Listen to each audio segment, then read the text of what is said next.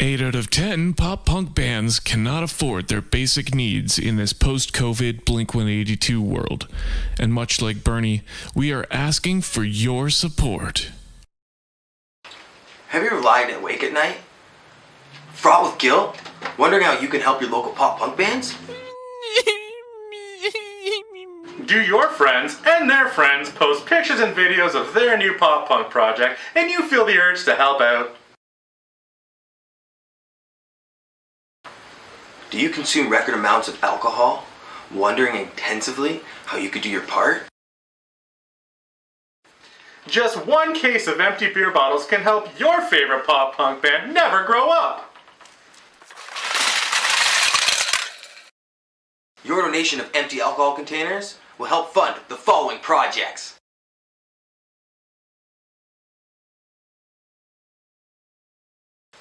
Your empties can keep this alive!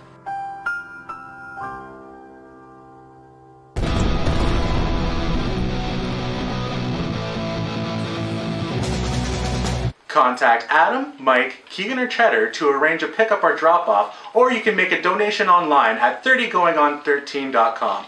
Don't forget to follow us on all socials and your favorite streaming platform. Yeah, high score.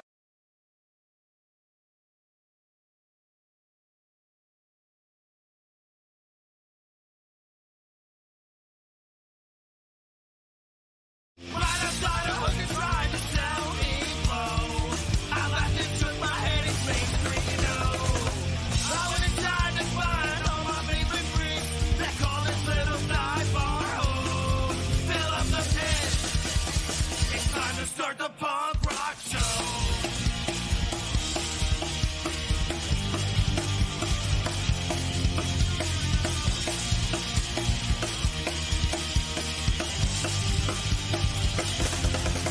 For a dirty, rough and tumble show, nothing beats a die. It's where I spend the best nights of my life.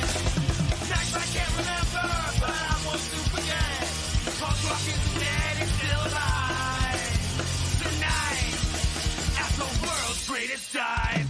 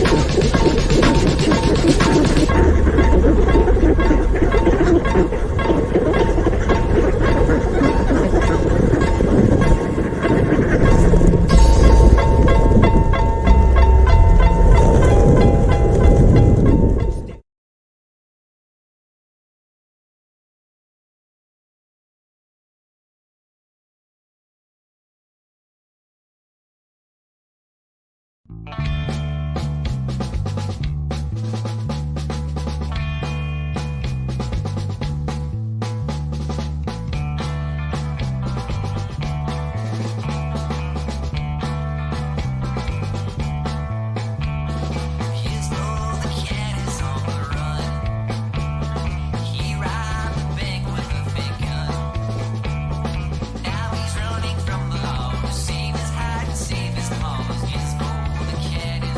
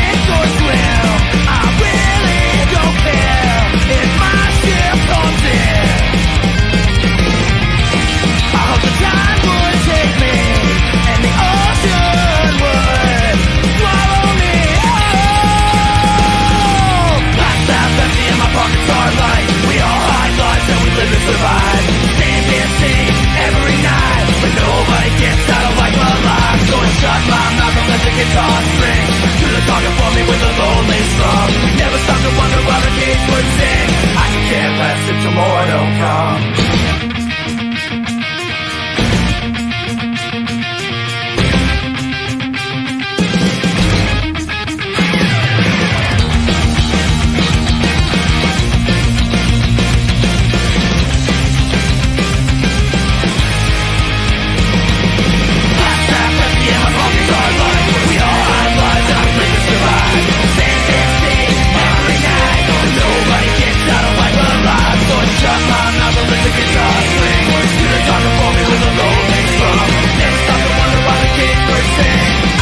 Less if tomorrow don't come.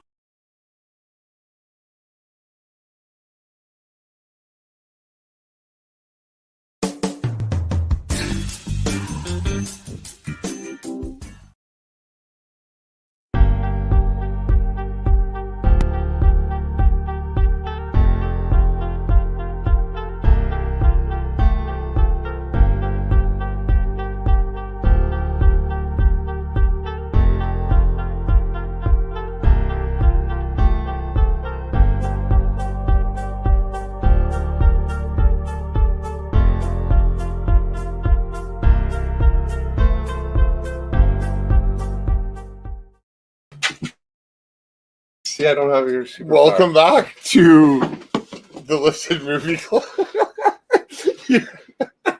That's like you saying shit right in the middle of my bong every time in the last stream. What, like you just say the most random shit to me, right? You like totally took words out of my mouth. Welcome, Offside Mantis and Communod for joining. Thank you for joining the chat. How do we have chat already? Didn't we just... Oh, I've been showing videos for like 10 minutes. Oh. And, you know, Thanks for coming by, guys. Hey, Offside. hashtag Corey Bestmod. Corey So, Bestmod. He's here, obviously. Call me Nod. Yes. Corey Bestmod, call me Nod. Yeah, Ryan, we can just turn it into one Corn me Nod. Corn me Nod. Corey and Trevor Leahy. Many aliases. Well, bongo time for the two of you showing up and hanging out. Thank you. And supposedly Ryan might be staring at chat in person or from afar. You don't know that one of his abilities is an invisibility? Sure.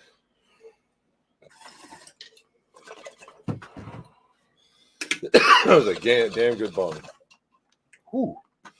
All right. So what are we talking about tonight? We are talking about... More Nick Cage movies. Yes, as the title would lead you to believe, we are talking about the following. Face Off, classic Travolta Cage film, Con Air, another great teaming with Cusack, who's amazing in this. I love John Cusack. I do too. And I don't even like say anything John Cusack. I could fucking care less about the emo version of it. I mean, he's actually a really good actor in some of his shit. And 8mm, which is just chilling, but again, another team-up movie. He does team up with good old Joaquin Phoenix.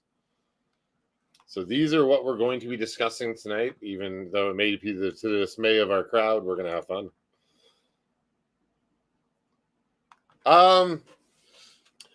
I mean, U.S. Marshals is a sequel to The Fugitive.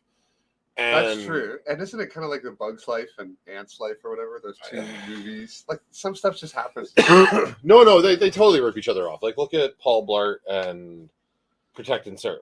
Protect and Serve is a much better movie, but Fat Dude Falls Off Segway wins. Like, have you ever heard Seth Rogen talk about that movie? He's a lot of people fucking pissed. Trash Paul Blart. Like, so yes, like, it seems that Hollywood has the same idea multiple times at the same time, but I don't believe that. I believe a script gets shopped around, and when they hear Universal picked up, like, hey, can you rewrite that but different? Cool, let's do it too. Didn't you feel like Con Air and Face Off, they had similar beats or feelings to them? Like Big Dumb Action. I know they're about different complete things, but I mean, it still felt. I feel like one had more thought to it and more depth of character building and feel, and the others just kind of oh. Thank you, Stay Lifted Leahy. Oh my god, that's amazing. That is fantastic. You don't know old man Stay Lifted Leahy? No. This guy's been hanging out in Sabrina chat and stuff. Really? Are you serious? I've seen them before. I have not. Well, welcome. That is amazing. I mean, I think we have some suspicions about who it might be. I think so. Maybe a relative to Corey Trevor Leahy. Do you have a relative on here, Corey Trevor? With swamp weed as there. I feel like we have to send them the actual image because that's a little blurry. So apparently I've somehow missed emote mimics from Sabrina solo show for both swamp weed emote and bongo time emote. They bring up they come up a lot. Okay. No, but like you can redeem points to get her to mimic an emote. Oh. And he's been doing that. But I've been missing them. I guess I'm like out eating or something. Oh, yeah, me too. I just see them come up in chat whenever I say bongo time. I just see 3 to 5 bongo time emotes come up right away. I'm like, that's kind of awesome to see. I can definitely send you a much higher, or have Zach send you a much higher resolution. Zach could post our Discord again because I don't think either of you are in it, and I can send it on there. Your alt account. He was requested Dear Kimberly yesterday. Him and I. Oh, we got 2 bongo time. Offside Mantis has redeemed a bongo time twice there. You really I think that means each of us. Technically, you don't have to redeem any. We're just going to smoke. But well, don't tell them that. We do want them to redeem. Stay lifted, slump chub, or lifted slump chub.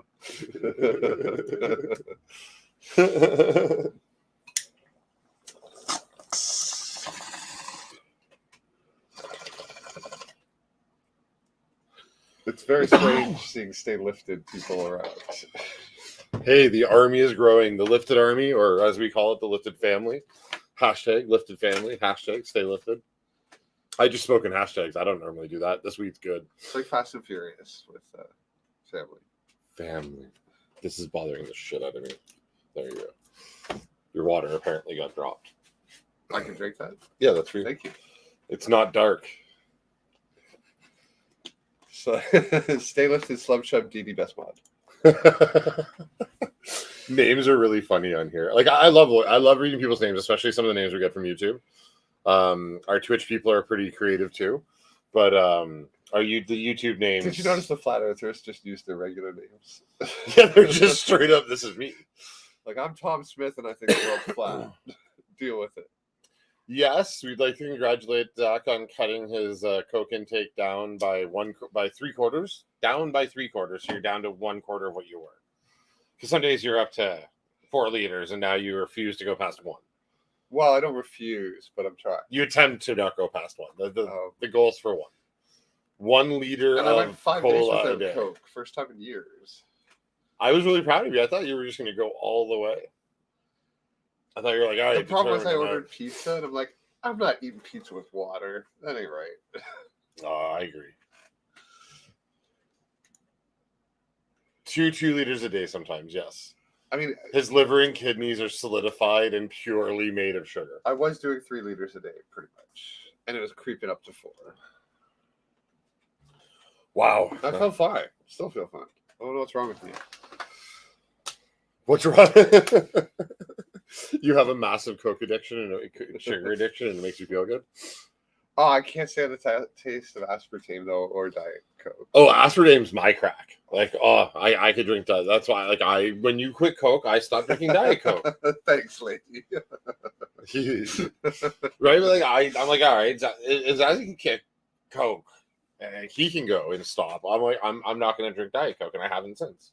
That's amazing. Which I make fun of him, but honestly, because we get a soda stream, like, I used to drink, like, a bottle, or I used to get, like, a 750 every day at McDonald's in the summer, or go through, like, I hate 2 liters. 2 liters are gross. Like, they're never good by the end of it. That's just awful. Like, I'm all about... They're good to the last drop. No, the 710 is the 710 is the perfect size for a bottle of Diet Coke. No, this isn't about bubbles. This is 100% about, well, my addiction to aspartame and your addiction to sugar. The Cokes poured by Fountain Pop at Pizza Huts are the best I've ever found in my life. There's one in Markham, Ontario. It's like the best Coke I've ever had. Coca-Cola. Trying to think of the best Diet Coke. Because there's one out there. There is a best place. They do the mixture a little different. Of everything. Back to Nick Cage. Now that we've talked about our addictions and just ignored the ones we should just ignore, which movie do you want to talk about first? What addiction are you talking about? Bongo Time, everyone. So which film do we want to break down first? I mean, 8mm. We need to work our way up to. So maybe I think Face Off should be last. Yeah. Okay. Because,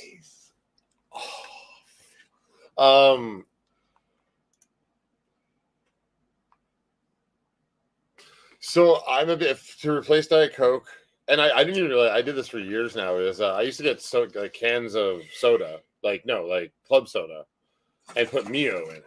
And I fucking love that shit. You get like the lemon hydrate one and the blue sports colored one and put them together. Great fucking carbonated drink. But my wife got a soda stream, and instead of continuing to do that as I had been doing for years, she brought home these little jars of Diet Coke that they're Diet Cola because the company is owned by Pepsi or whatever. But my God, man, it is dead on because they have Diet Pepsi and then they have Diet Cola. Then they have Pepsi, then they have Cola. So like they have a Coke. Anyways, I started chugging this shit. Like I was doing like 3 or 4 of them a day because you just go up and make it. Like you pour in your, like, it's weird how it works in your head because you go to your fridge and you pour water into a bottle, put it in something, take it out, and you're drinking Diet Coke. So it doesn't feel like going to a store. When I worked at restaurants, it felt like that because you just grab the tap and start pouring Coke.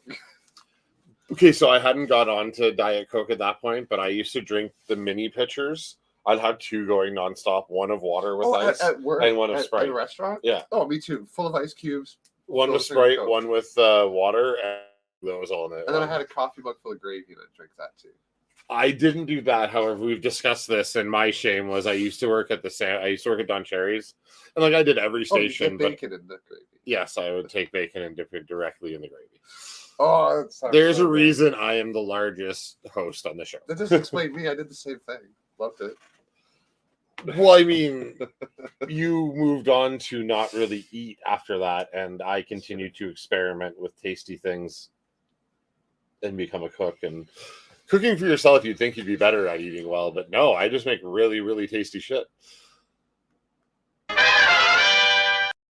Back to Nick Cage. So I guess that leaves us with Con Air to start with. Now, this was Ryan's pick, and he said he would be here. However, I think we can start talking about it as we picked it for him. I was just going to say, Ryan's pick, but we picked it for him. Caveat, we picked this film for him because he wasn't here last week, and that's on him. No, he's currently getting ready to move in with his beautiful girlfriend. Wonderful. Oh, yeah. I ate a lot of pickles, too. Oh, yeah. For sure. So, I moved in with my cousin when I was 18 and got a job at Don Cherry's, and I used to bring home like portion cups filled with sauce at the end of the night.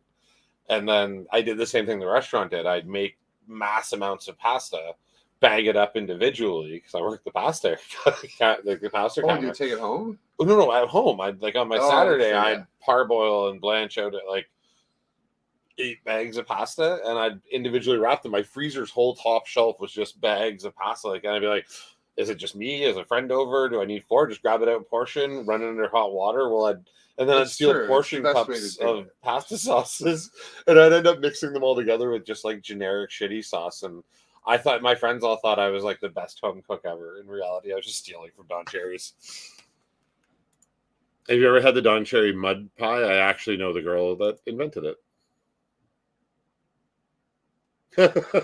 See, we need to start building that stuff in the background because I know you can make graphics for stuff like that, right? Yeah, and yeah. We could have a cardboard cutout of Ryan. Oh yeah, I own a print shop. I could totally make that.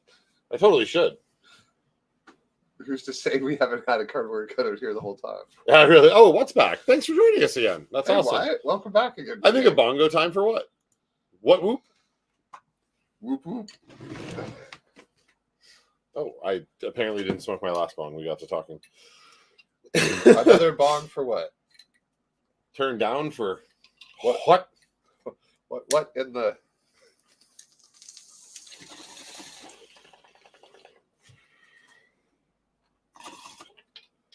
I mean, really, the content wouldn't change that much if we were all cardboard cutouts. It'd be less smoky in here. We might catch on fire easier if we were cardboard cutouts. Zach would probably cough the exact same amount. Hashtag baby lung. Yeah, hashtag baby lung group. How can we not talk about Con Air yet? We keep going back to it. Back to Con Air, but that's the whole point of this show is we're stoners and we're gonna get off topic really quickly. Do you remember the hair dryer brand Con Air? Actually, when I was typing it in, that came up before this. I had one when it came out too. Okay, I'm not saying that's going to happen, but there's a possibility that we might do that. We could just leave the stream for like 2 hours with cardboard cutouts in a fog machine. Just leave it on mute. Put little springs and like cut the mouths out so they just bounce. Every once in a while, I'll reach in and go boop. I mean, I could make motorized versions. What would be neat is if we did that whole thing, but we also how did you know our height?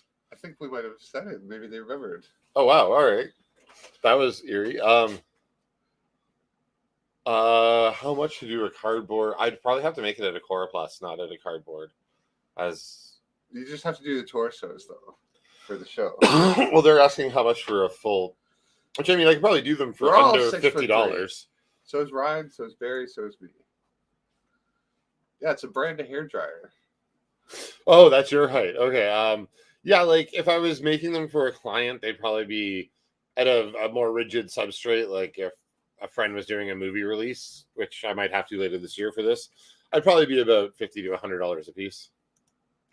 That's amazing. So we're all about that height here. You know who isn't that height? Nick Cage, which we're going to talk about in Face Off because he's 187 centimeters. I saw 188, but Oh, sorry, and then no, because they're 85?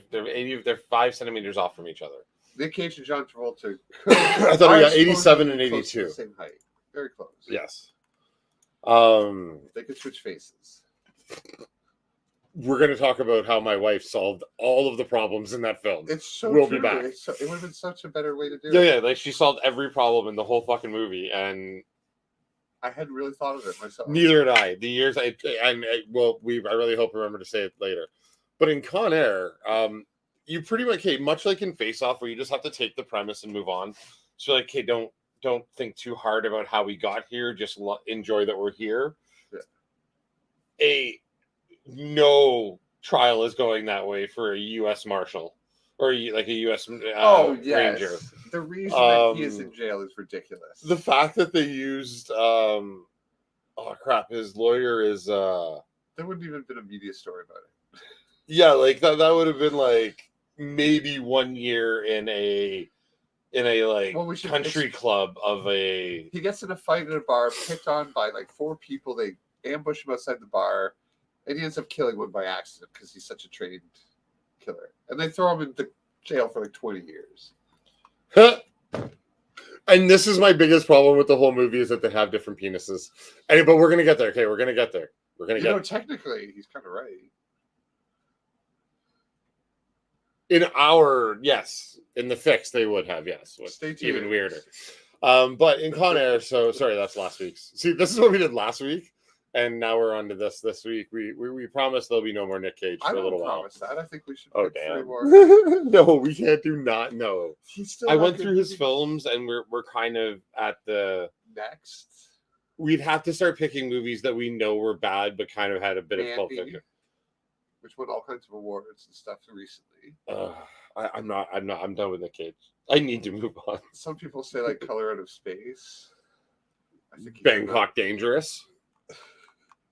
If you pick Nick Cage, if we do Nick Cage Wicker again, Man. I'm going to pick horrible stuff. I will put Gutter Mofo. Welcome. Oh. Bongo time for Gutter Mofo. What's up, Gutter? Bongo time for Gutter Mofo. I said gutter, did I stutter? Do you hear the words I utter? I do love that song. Like a mofo watching solo, watching vibes and chilling YOLO.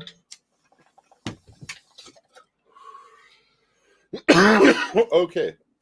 See, Damn. Call Me Not has nothing, even though his name's Cord Me Not now.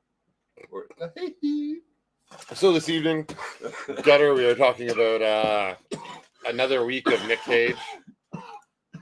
As Zach coughs his ass off, hashtag baby lung crew. Gone in 60. Actually, you know what? I pick it just because it wouldn't bother you the way it bothers every other car person. That's another good. Yeah, exactly. You and I like it because of the pageantry of the film, but in reality, it's a horrible car movie.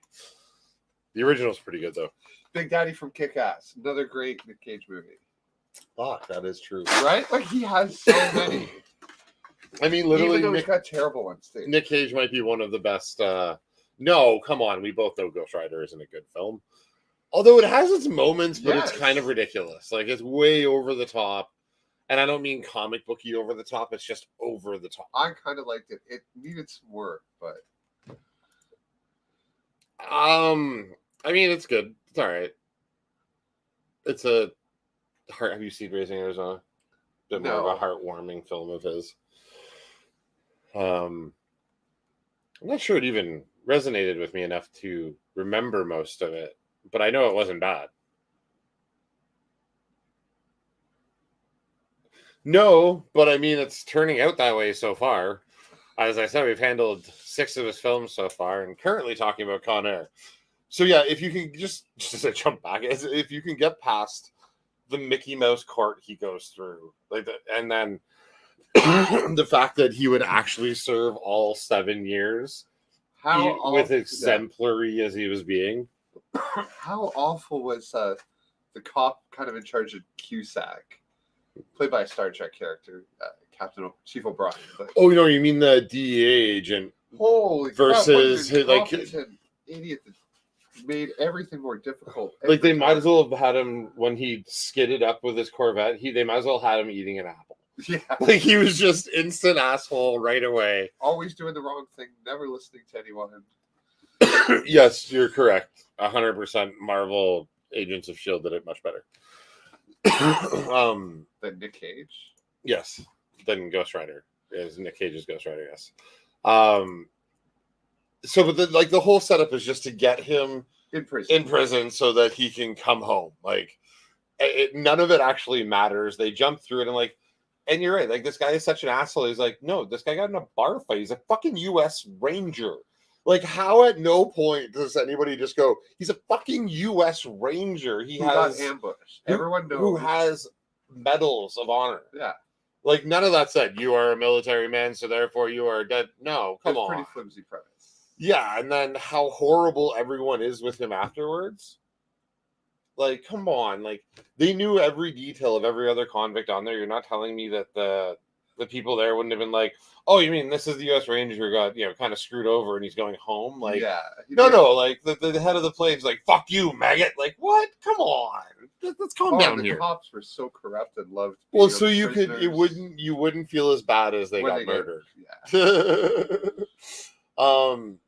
And another movie that starts to talk about institutionalization and the bad parts of it, and just fucking abandoned it instantly. Like, just all right, we made one line comment about how bad the institution is and moved on. Like The Rock, again, we watched this last week. The Rock had the exact same thing in it. You have the idea that young men and women are dying on the front lines and they're being covered up in black ops, and then their family aren't getting paid and stuff. Maybe it was more like, okay, we mentioned it, now we'll shut up about it. Whereas now they don't even mention it. Okay, but with The Rock, it was the whole fucking premise of the film, and then just nope, we're done with it. Like, just move on. Forget that exists. That's not part of it. Well, they turned him comically evil, so now his point wasn't good. Which I get it. It's a Michael Bay film. He's not trying to, reinvent the wheel here by any means. He just wants to blow shit up and maybe tell a story. No, we won't over this. There's a handful of good ones. You want to do a Michael Bay week? Oh, God, no. Never. But in Con Air, again, you have John Cusack pushing a dialogue that should be talked about in North America, our prison system and how it can. And I'll talk from just to get way off sidetrack. I'll talk from personal experience. When I was 14, I got in some trouble and I got arrested, and it put me on probation. Which means the next time when I just got caught with a little bit of weed at 15, now I get 2 charges, not just 1. I get a possession charge, which at the time even was fucking stupid. But on top of that, I now get a breach of probation. You weren't even possessed. But I get a second charge, and that charge is called... Your Honor, how can I tell those are real? Yeah, that would have really proved my case about not being a wasted stoner kid. But yeah, you end up... What? It's aerodynamically the best movie ever. Which movie? Probably Con Air. Well, I'd say Top Gun at that. I mean, maybe Space. Hell, half the movie they're going too slow. They're not even being aerodynamic because David Chappelle's caught in the tire. Yeah. He's racist in this, and it's kind of like it's funny, like not funny, but you know what I mean. Like, I've heard him tell some racist jokes too, believe it or not. But yes, but I mean, not even overtly. Like he's like, there's a lot. This movie had it like that old school. Like we're just gonna do some stuff that. Yeah, it was in a time when some things that probably shouldn't have been acceptable were acceptable. Or like so we Johnny have to 22, like like 23. 23. They call me I'm done Johnny with it. 600 if they knew the truth. Yeah, like When I'm done, but oh, then okay. when I'm done with you, you're gonna call me Johnny 24. But I'm like, man, your math is all over the place. Like, where are we here with the Johnny? I mean, that's part of the scariest thing too. And the Just weird how part bad is it's that happened. Machete was actually in prison only a few years before that. Yeah. And almost was up for the death penalty apparently. But yeah, so anyways, in the prison system, if you do anything that warrants being arrested, you kind of get caught up in this loop that makes it harder and harder to get out. Yep. By how it just doubles down on you, and even if like they're not related, circumstance doesn't come into it. You get that breach of probation. Now you've got 2 charges, and when you get a second breach of probation, they automatically talk about jail time.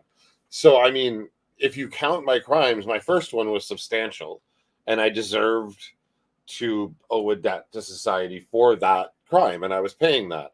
But I'm a 15-year-old kid screwing around with weed outside of school, and now I've got like you should be allowed to make that mistake, no matter what mistakes you've made before. You should be allowed to make the weed mistake. You should be able to get a free turn if you get drunk. You know what I mean?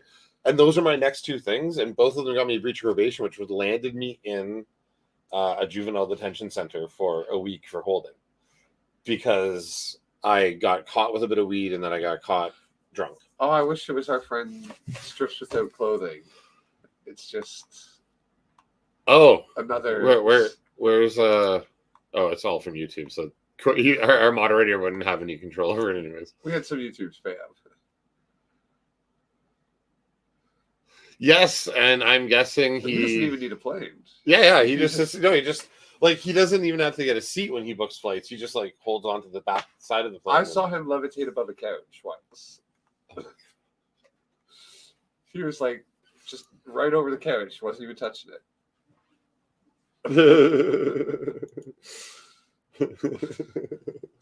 But we're not talking about Tom Cruise today. We're talking about Nicolas Cage. How much Oh, does never. it cost I'm to good. make a cardboard cutout of someone 5'1"? I would definitely give a discount to do a much less stature person. There's less materials involved. But don't you have to make up for it with the ego? Oh, wow. YouTube is blowing up for us tonight. In the spam department. Yes. Yes. Thetans. I mean, he's got so many. So many. No. He's had so many removed. You want less. Yes, you want less. And I love to educate. So just for those that don't know, what we're talking about is, in the belief of Scientology, a prison lord from another galaxy showed up here with millions of prisoners and drop them in our volcanoes. And their souls are And their as souls poison. were released and poison the planet in, what are they called? Thetans? Yeah, and if you hold this little If you hold tool two they soup got, cans, Yeah. Tom Cruise will suck them out of you. And the more money you give them, the less Thetans you'll have, and the more powerful a zombie priestess you become. and it just coincidentally resembles the sci-fi author's science fiction works that he had been publishing for years up to the point he invented this religion. And is quoted as saying, if you really want to make money, start I that love religion. it's 1 year almost to the day. It literally is. Like, if you go back and look at it, him saying those words in the interview, it's like within a week of It's like 1 he gave year. himself the idea. Wait a second. Oh shit. And then he went home and wrote a book about a religion and went, I could fucking get a lot of idiots into this. And then Tom Cruise jumped on the couch. And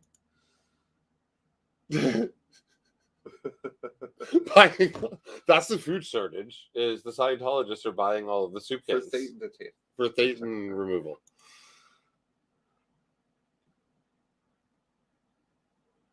Well, I mean, why wouldn't you? Oh yeah, I 100% believe that. They are the all powerful. Oh crap! I forgot not Zeus. I mean, they got to get to purgatory somehow. If you got the money, build up their transport circles. Back to Nick Cage. I mean, it's better than putting gold all over your roofs.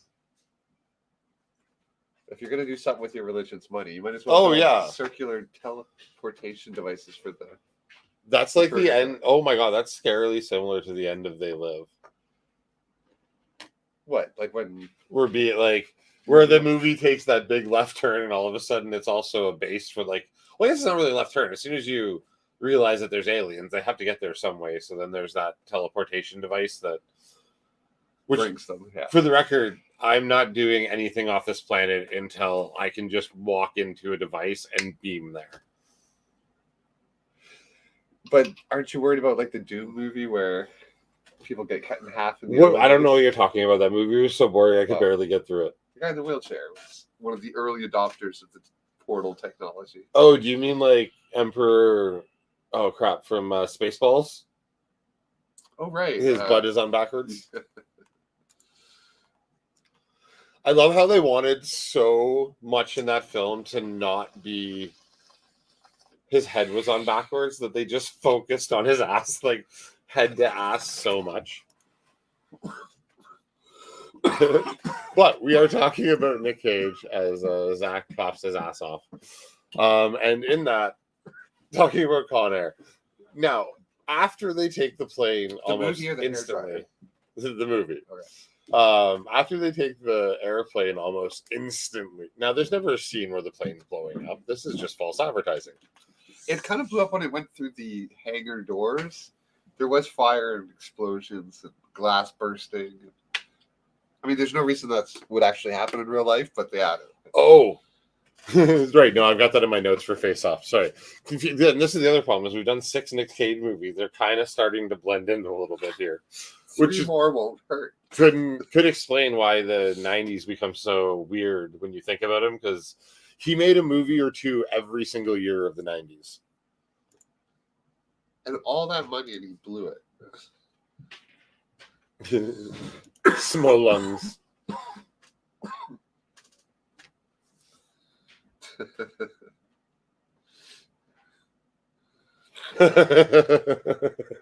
That's true. He also said no merchandising. And that's why there's all the merchandising jokes throughout the film. And why that whole section in the middle is all the they literally mention merchandise 30 times in the movie. Everything's like Spaceballs, whatever. And that was because George Lucas would not let them merchandise anything from the film. Which, imagine having that kind of power. But they went to him and asked him, and he's like, yeah, make this movie, but here's a couple rules.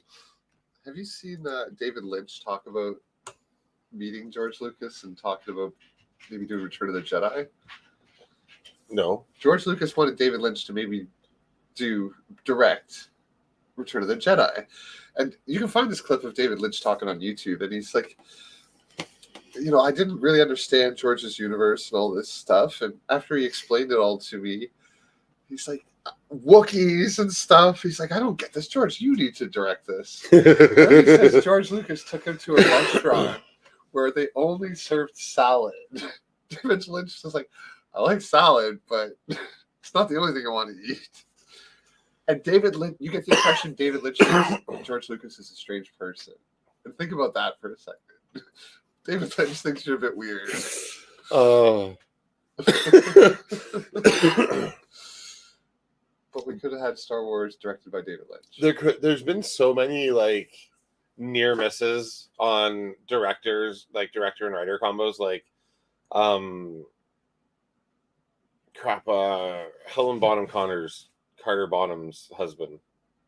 Tim Burton. Thank you. I know he's the much more famous one, but I think she's just a better. I think she's a good actress. I don't like her. She's Tim Burton had a Superman movie, and Nick Cage was going to be in it. I've seen pictures, and the audiences laughed. So, like focus groups, they laughed at Nick Cage in tights. It was bad. It was not good. So, there's been a whole bunch of really cool things. Like Kevin Smith wrote a Spider-Man script or a Superman script as well. I've heard that too. He was brought in to write and direct, and they didn't like what he wrote. I also heard they gave him like 6 weeks. He wrote it in the last week or something. Yeah, he didn't. Yeah. But the Tim Burton one was going to involve a very large spider. Okay. Like a very, very large spider. That was like the bad guy. Like a city trampling Godzilla creature spider. Well, that sounds kind of cool. In a Superman movie? Yeah, maybe not. Really, Superman has such a huge stable of people that Superman could just fly in and out of the spider a million times, like a bullet, and that'd be the end of the spider. Yeah, he can do that with a lot of things, but he doesn't tend to kill. Or you can just like lift it up with one hand and just carry it out of the city and not cover everybody in spider guts as he flies in and out of its exoskeleton. My solution's more visually fun. Yes, it would obviously be a claymation spider, and it would be Jack Skellington writing it in stop motion, like Harry has. All of a sudden, Nick Cage is acting in stop motion just to match it. And then William Shatner comes in because he's appropriate for that. So as we get through Con Air, it just gets more and more like John McClane, but like way smarter. Do you know what I mean? Like there's just... I feel like these movies are before Michael Bay made them really dumb. Like it's still before Independence Day, which I viewed as the introduction of the big dumb. The big dumb. Yeah. Independence Day. And you know what? I love Independence Day. I say it with shame now because you've pointed out how bad... Like you're right. It's kind of... But I think these films are what started it. Because these films had, like this, The Rock, Face Off, had just the right amount of the ridiculousness. I mean. Yes, that's what I mean. They will walk up to the line. I think so does Independence Day.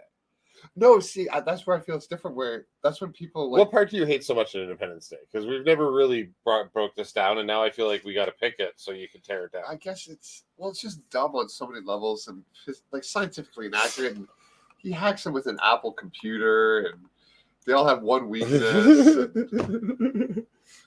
John McClane's dumb, but it's like fun dumb. Yippee-ki-yay, motherfucker. I grew up not as much on Die Hard, more on Lethal Weapon. So is Die Hard a Christmas movie or not? Die Hard is a movie that takes place at Christmas twice. Take from that what you will. But no, it's not a movie about Christmas. It's a film that takes place at Christmas. Do you feel the need to watch it around Christmas? No. Okay. I can watch that in the middle of the summer. Especially part 2. Part 2 is my favorite. Like the whole throwing the lighter, everything about part 2 is over the top, ridiculous, and it's one of my favorite Die Hard movies. But I grew up watching Lethal Weapon and Terminator over and over again, not Die Hard. I'm having cruel thoughts about what the next Die Hard could look like with John McClane. Oh, you sick fuck. You sick fuck. Please, I want to hear the titles. Die Hard. As used to on that. Dude, do you know what my favorite Funko Pop is that I have? I have Hi, Channing, not Channing Tatum. Yeah, I have Channing Tatum's character from 21 Jump Street. Die Hard 6. Hi, Dard.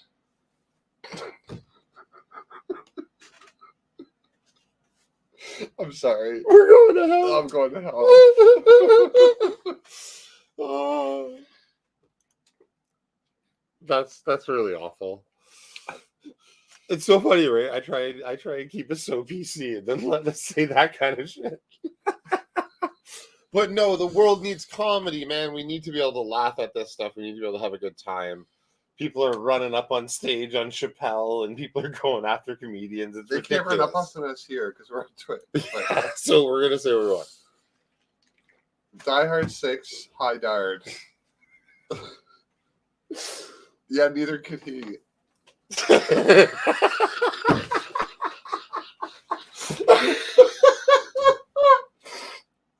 Oh my god. That's so awful. We're going to hell. Man, I hope Bruce Willis doesn't own any stock in Twitch, man. We're gonna get fucking flagged. Oh, I'm dying. Oh. Anyway, back to DC Comics. Back to Con Air. So Con Air does have a whole bunch of really fun parts in it. And like this movie is just riddled with one-liners. Yes. And it's such great characters too, like Steve Buscemi, come on. Garland Green. So I have said something my whole life, and I never really remembered where I got it from. And as soon as he started talking about you work for 40 years, I'm like, oh my god, this is like I've been saying something most of my life that was said by a sociopath in a fucking movie. But all the stuff he says is generally good advice and thoughtful Oh, and intelligent. okay, I'm afraid to say this live, but any rational human being, when look at the way we've developed society objectively, has to see it the way he sees it, and it's understandable if it makes you insane. I'm not saying I'm not saying I agree with the guy going and killing 30 people up and down the Eastern Seaboard. I'm saying that I can understand how 12th time back to Con Air. Oh yeah. Sorry. Well, we're almost done talking about Con Air because Are we though? but the scene I'm talking about is when he says, you work for 40 years and you worry and then I always said I just want to die before suffering the indignity of not making it to the bathroom on time. And it's not exactly word for word, but I now right away I'm like, yeah, I've been saying that all of my life. And I had no idea I took it from this psychopath on a movie. So apparently Con Air stuck with me as I was a child. Or well, it was 90. Is this 90? Yeah, 97. So I was 15. No, 17. Wait, 15. I know. They math. felt a bit angsty sometimes, some of the villains. Like they were comically villainous sometimes. Well, again, I feel like some of these characters were written to talk about that, like the lines that were just throwaway by John Cusack about the system, right? Like even Garland Green mentions that this guy, he the dude that our hero has to go down and murder. He even moments of elation cause him pain. And the first time I saw it, I remember being really worried Steve Buscemi was going to get that little girl. And you think he does because he's got the doll and everything, and then at the very end, you see her just running by and waving, like, "Oh my god, okay." First time through, though, child's alive.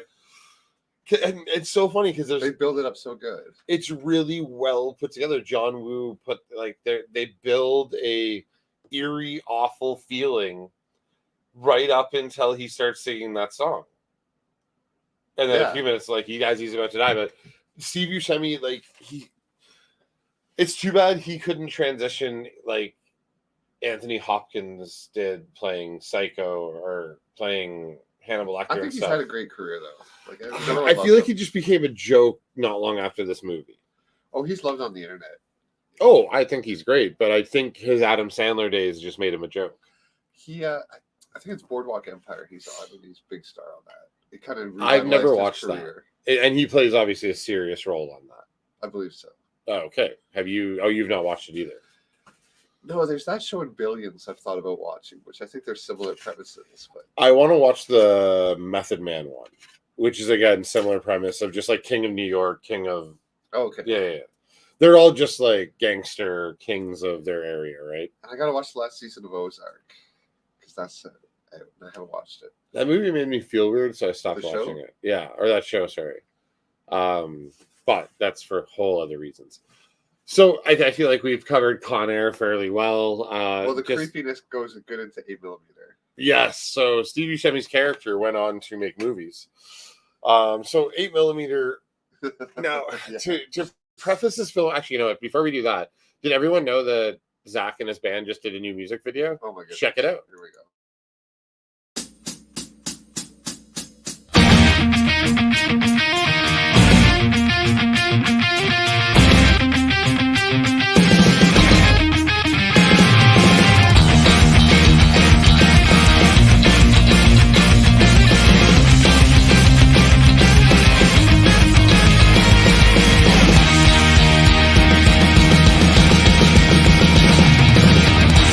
I drive myself insane with 40 questions and no answers for them all in my own strength. My nemesis is me, and I always seem to make life harder than it has to be. Cracks out empty and my pockets are light. We all had lives and we live to survive. Same damn thing every night. Nobody gets out of life alive. So I shut my mouth and let the guitar string do the talking for me with a lonely drum. Never stop to wonder why the cage birds sing. I can care less if tomorrow don't come.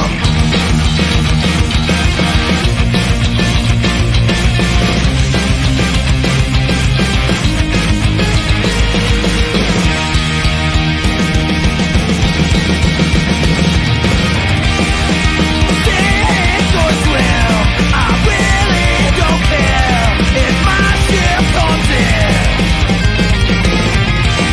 I hope the tide would take me and the ocean would swallow me whole. Glass half empty and my pockets are light. We all hide lives and we live to survive.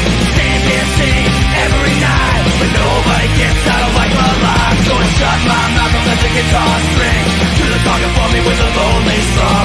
Never stop to wonder why the cage birds sing. I can care less if tomorrow don't come.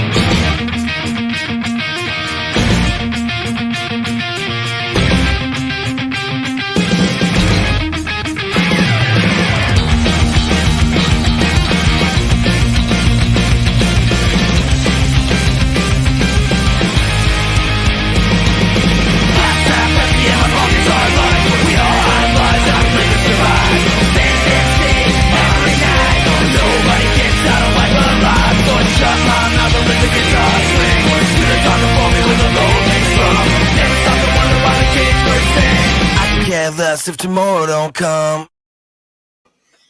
Yeah. And we're back. That was as we're changing gears here. You never know when a random music video will pop up. Oh yeah, of course not. We're fucking stoners, and I just do things. Now let's talk about So now we're gonna talk about horrible snuff films and torture and all the awfulness you don't want to see on Twitch. so we're talking about Face Off. So I saw Face Off 8mm. 8mm. Sorry, yeah, we're Face Off We're next. doing face. 8mm. So I picked 8mm this week, and Oh my DD's goodness. here. Stoners do what? Just pick random shit. TV shows up right when we're talking about the murder porn. I don't think there's a correlation to that, but if you make it, that's it. No, it's just the timing. I'm saying. But Bongo Time for DD. We talked Murray. about the fun criminal movie, and now it's the not fun criminal movie. Yeah, so, well, Bongo Time for DD Marie. Thanks for joining us. Marie. And that's about as dirty as I like my bong to be, so. You need a bong rental. Well. Oh, there we go. Let's swap those out. I didn't know that was done. It's like those kids shows. It's just magically appear. Hey, you gotta have clean bong water. Zach uses a semi filter or glass bong with a glass bowl with a semi star in it, so he burns the weed more fully and ends up not dirtying the water as much. But all bongs are fresh water at the beginning of each episode, and my bong, I go through 2 bongs a night. You know, we were talking about water earlier. I love drinking ice cold water, but I never liked the sparkly water or the flavored water. But have you heard of water's sequel, H2O2? It's even better. What? Well, water's H2O. The sequel to water is H2O2. It's like it's good for cuts and stuff too, but I think it's like hydrogen peroxide. Yeah. Oh, like you asshole. But if you haven't tried the sequel to water, it's absolutely delicious. Oh my god, you're fucking hilarious. Agreed, but I mean, like I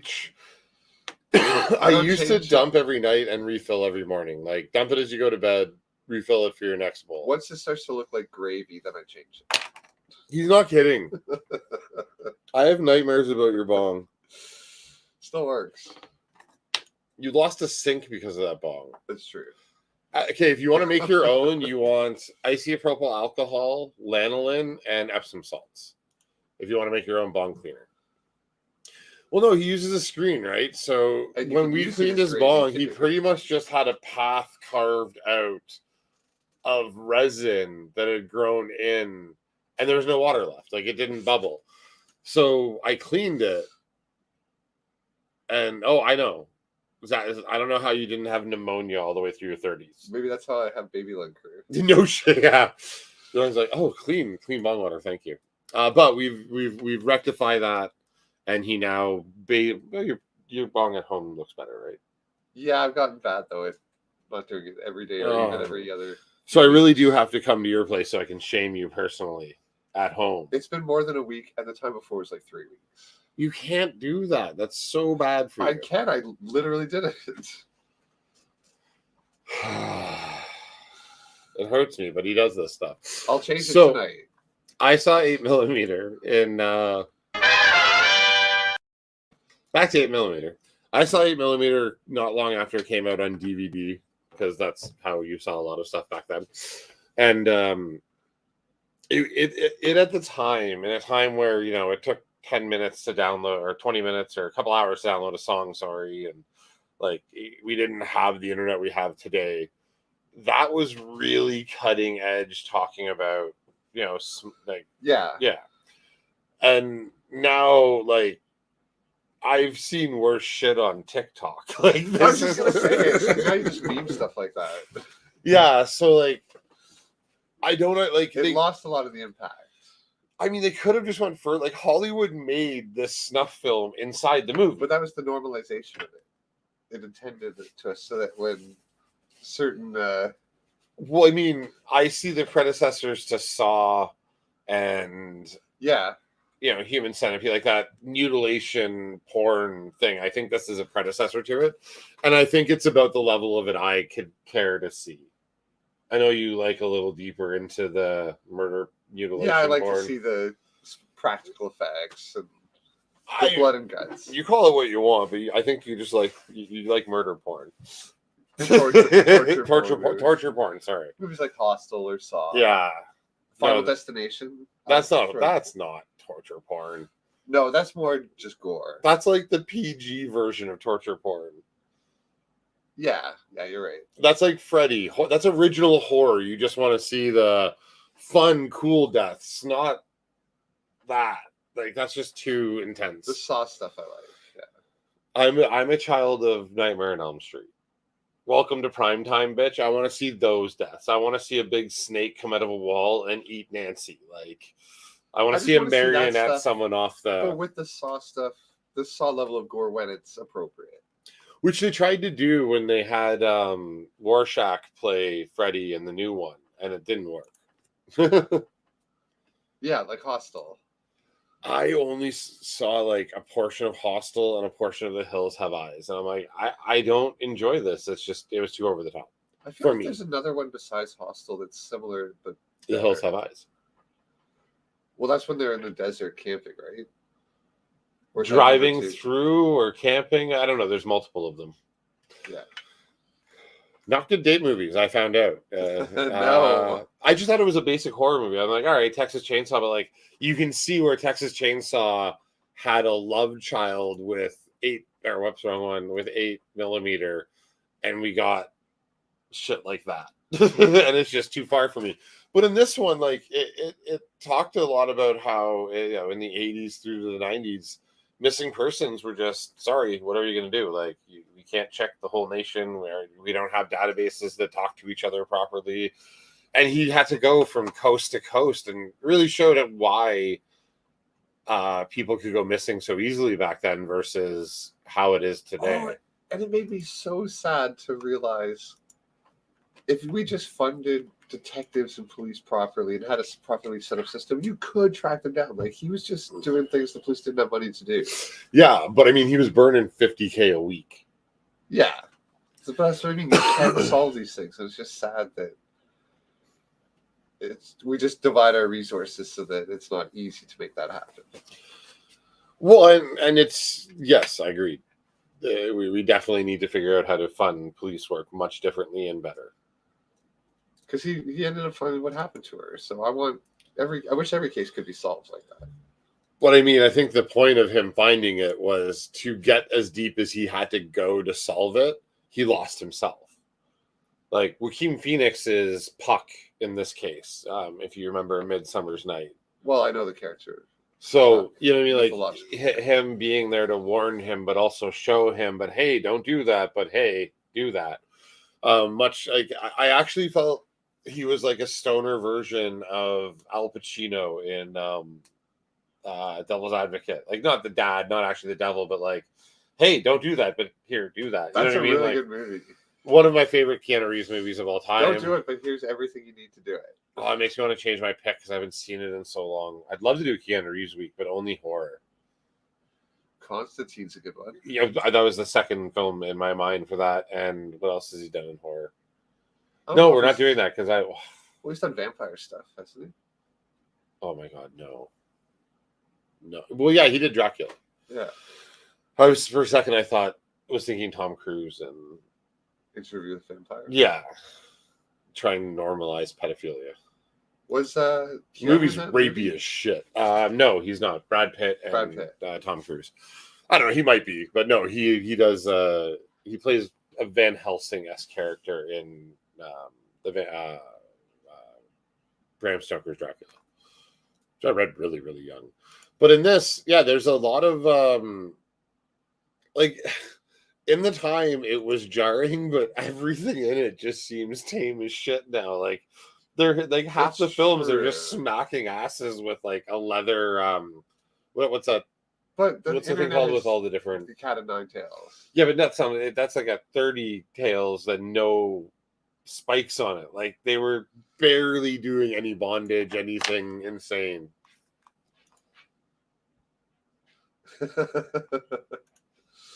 I know what's coming now. Well, I mean, we can check.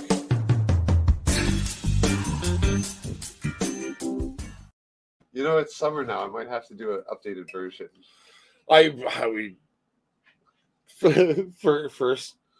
First bits gets their name written on it for the next video. I don't want to. Oh my god! No. I'm selling your ankles, Azila. We're selling your ankle. No, we're not doing that. I would never do that. Yes, I will. I mean, if Amaranth wants to have my ankles on her show, I could guest star. You think we can do a crossover episode? Oh, I'd be willing to. I need to go. We're gonna throw on a video. Sorry, I need to go take care of something outside the basement. Another spontaneous music video. We'll be right back. 8 out of 10 pop punk bands cannot afford their basic needs in this post-COVID Blink-182 world. And much like Bernie, we are asking for your support. Have you ever lied awake at night? Fraught with guilt? Wondering how you can help your local pop punk bands? Do your friends and their friends post pictures and videos of their new pop punk project and you feel the urge to help out? Do you consume record amounts of alcohol, wondering intensively how you could do your part? Just one case of empty beer bottles can help your favorite pop punk band never grow up. Your donation of empty alcohol containers will help fund the following projects.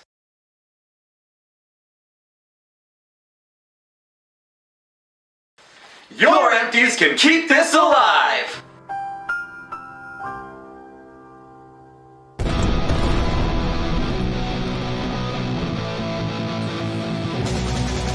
Contact Adam, Mike, Keegan, or Cheddar to arrange a pickup or drop-off, or you can make a donation online at 30goingon13.com.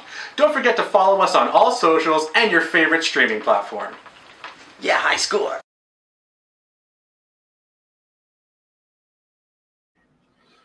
Hi, I'm over here now. See the magic of television. Sorry, I have an elderly bulldog that needs attention every once in a while. So I'm going to move Ryan's, as I don't think he is going to make it. But think about the stuff in 8mm. You really could never find anything like that before the internet, which is kind of when this was set or filmed. Without money, yes. A good night, Bongo Time. You want to click that? All right, offside, if you're heading out. Thank you for joining us. Bongo Time for Offside Mantis. And if you'd like to hear our picks for next week, mine is Ready Player One. However, if you're going to watch along, I want you to not focus on any of the gaming whatsoever and just focus on the dystopian future of people living in their VR and living on their screen and playing these games nonstop. And we're going to talk about that next week on that film. So that's my pick for next week. You know yours? I'm feeling like maybe just going with Dark City, which I don't think you've seen, and I've always wanted you to see it. All right. It's really good. Is that the subtitled one? Nope. Okay, cool. I'm in. It's got Kiefer Sutherland and Jennifer Connelly. Wait, how have I not seen something with Keith Sutherland and Jennifer Connelly? Like, is this an older film? Yes. I've probably seen it then. I've talked about it to you before, and you don't seem to know what it is. All right. Well, hopefully it is new because I don't often get to see a full-on new film. I'm going back to my other seat. This makes zero sense at all. I just had set up for Ryan, but I don't think he's joining us. Ryan's staring at chat from somewhere else. That is correct. Pretty much. Well, I mean, he does smell pretty bad.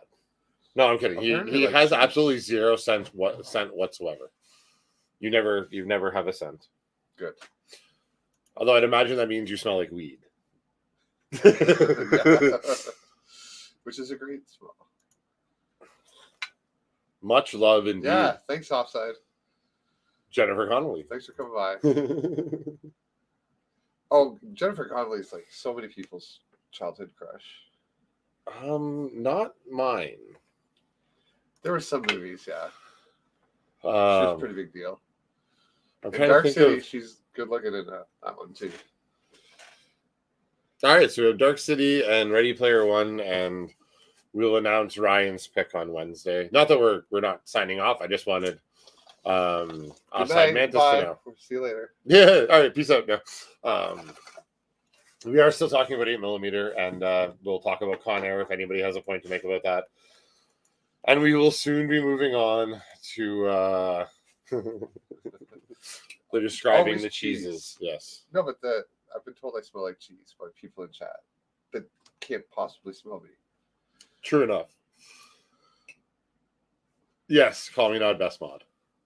Corn me nod. We call him Corn me nod. So it's not to confuse it with the Welsh lad that nobody wants to talk about.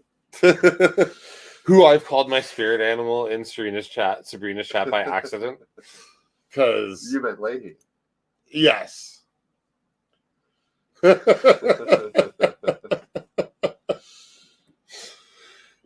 Oh, that's amazing. Oh, I'm so didn't even realize I was still on there. But Nick Cage really does show a great descent into madness. This reminded me a lot of Johnny Depp in Ninth Gate. I was going to say Ninth Gate. Just a non-supernatural descent into madness, where you start to question his reality entirely, which I wish they would have been able to play with that concept a little bit, but they did a really good job. And like when James Gandolfini's like, you fucking moron, you're gonna shoot with your own gun, you're gonna dig the bullet out. It's like, oh yeah, let me go get gasoline and then beat you half to death with the end of my gun that I can clean off, you fucking moron. Should have taken the bullet, idiot. Yep. He smells like weed is the answer. We smoke copious amounts of weed. We eat weed. So he probably smells like weed. I try to use berry scented soaps, but the weed probably overpowers them. You have berry, like, how'd you get my scent? What essence of me are you using? Berry. I didn't even connect it. Berries like raspberries. The look of confusion for a second was amazing. You've made my night. Oh, I'm going for the quarter pounder tonight. Are you going to get a drink while you're there? I am going to get a large Coke. I shall probably go to the restaurant and then I'll just get refills. That's actually... it makes me kind of want to go to Popeyes. I do like sitting there to get that and then, get a refill on your way out. Single. Okay. Back to 8 Mile. No, so yeah, I think this movie in its time, if you can look at it, watch it through the filter of its generation, is really well done and showed something that we hadn't seen yet. Now I'm thinking about Mac Sabbath, the McDonald's themed tribute band to Black Sabbath. With characters like Slayer McCheese and Back to Con Air. Oh my Did God, I say 8 Mile again? I've been saying 8 Mile all the time. Like, I typed 8 Mile when I went onto the high seas to look for this movie instead of 8 Millimeter. What was that line? Like the famous line from the trailers for 8 Mile? The what? The trailers for 8 Mile when that stupid movie came out. I don't remember. I wanted to say them for 8 Millimeter. So anything else you want to add about 8 Millimeter besides it was just a good film for its time? Should be updated. Like now, like ankle prawn is normal, so 8 Millimeter doesn't hold up. You're right, but like, how could you possibly tell this type of story today with the technology, with the internet and everything? Like, this would now be a boring undertaking. No, it'd be trying to find where it's being made. I mean, it's always the hunt for who's doing it. And you go to Epstein's Island. That's like a fucking IP trace. Well, think about what movie involves the dark web and I know it would just do what happened in real life, just nothing. All the stuff gets made, nothing gets done about it. Yeah, I just realized that this is literally kind of telling the story of Jeffrey Epstein many years in advance, and nothing happened. The rich old woman killed herself, and he decided to keep their. Never will we watch Hackers. Please don't. Oh God. Okay, chat. Please never bring that movie up agagen. It's the worst. He gets too upset. He gets a little riled up. That and Operation Swordfish, like two of the worst computer movies ever made.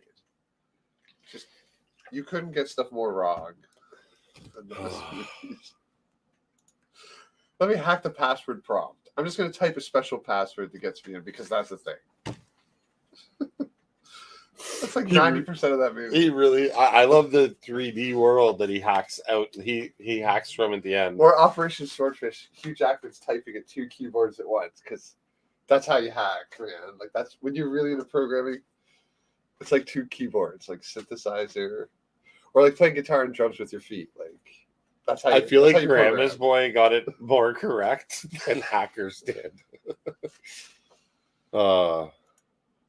Still use Johnny Mnemonic's an amazing movie. Although the amount of data he has to put into his brain is something like 32 gigs. So it's like, dude, just use the USB flash drive, like the little. Like, one. yeah, just huff that thing up your ass, get running. Like, Just you're all eat it, good. just swallow it. Yeah, I agree.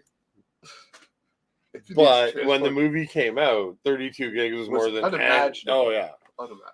that was when Bill Gates said, "I can't imagine anyone needing more than 16 megabytes of RAM." 640K is what he said. Was it 'Cause 640? that was the amount of memory you needed at the time. That was free. Yeah. Or 320. 320. Okay, so like 10 times more. Woo.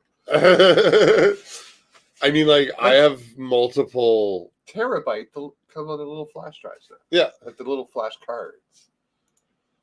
Oh right, yeah, I've got a terabyte micro SD over there for my Nikon. But instead, he has to get this whole thing put into his And my brain, GoPros. and it's leaking. And Or something cutting it. What did I just miss? something we can't remember. Oh. Yeah, I read that directly as it was written. 160 gig max. Didn't we just download a video game that's that size? I just downloaded Destiny 2 at 100 gigs. There you go. I played for like an hour and I haven't played since. I need a comfortable gaming setup. I can't sit here and game, and that's my option. Like, I end up sitting here for 3 hours. This is not as comfortable as it looks to want to game at this. You know what I mean? Like, yeah. I mean, if you take all our Twitch hours, there's probably a terabyte's worth. Why not? Much more than that.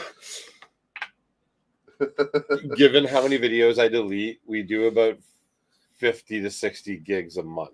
Or a week. No, a month. And all of it's just useless content Check your DMs. for the terabyte of ankle. Oh, I missed the Corey share. Jesus. To Con Air. So we've talked about 8mm. We've talked about Con Air. They're both decent films. Con Air was actually surprisingly good. I had a lot of fun watching Con Air. Do not watch it a second time right in a row. I fell asleep 4 times and then went and took a nap. It is a watch every 10 years and leave it. I just dead. miss all these action scenes where they actually do the stuff. Like it's Watch not all the Mission Impossibles. He does it's every not- stuff. Yeah, and that's the modern day equivalent. But now everything's like a CG car thing. Like Black That's Widow true. had the car chase, or Black Panther as well. That is very true. Just use real cars. You can do awesome things with them.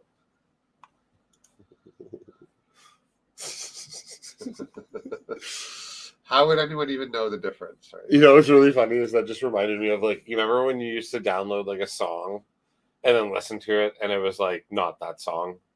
Or Yeah, like people like a different name. Yeah. Yeah. people would name shit and be dicks about it because they didn't have the type of share, like back in Bear Share days, and that's what made me think of it. Like, he's sending out a bunch of ankle porn saying it's Zazie ankle porn. That's actually Corey ankle porn. Get them all addicted, then let a bait and switch. Bait and switch. Get them hooked. First one's always free. That just sounds freaky. I want to see that for sure. Connor's definitely worth watching. Like I said, just do not watch it more It than is one time. really in a row. fun. I really enjoyed it. I had a lot of fun watching it. But They hold up, and like you don't notice no one has cell phones and stuff. I want to see if I have any other. I actually make notes. That's not the right thing. That's my comic book app. They're just really fun. Con Air was really fun. All these movies were really fun again, except for 8mm in that sense. So It was still good. I think we have to jump in to our final film of the evening. Oh, we're sorry.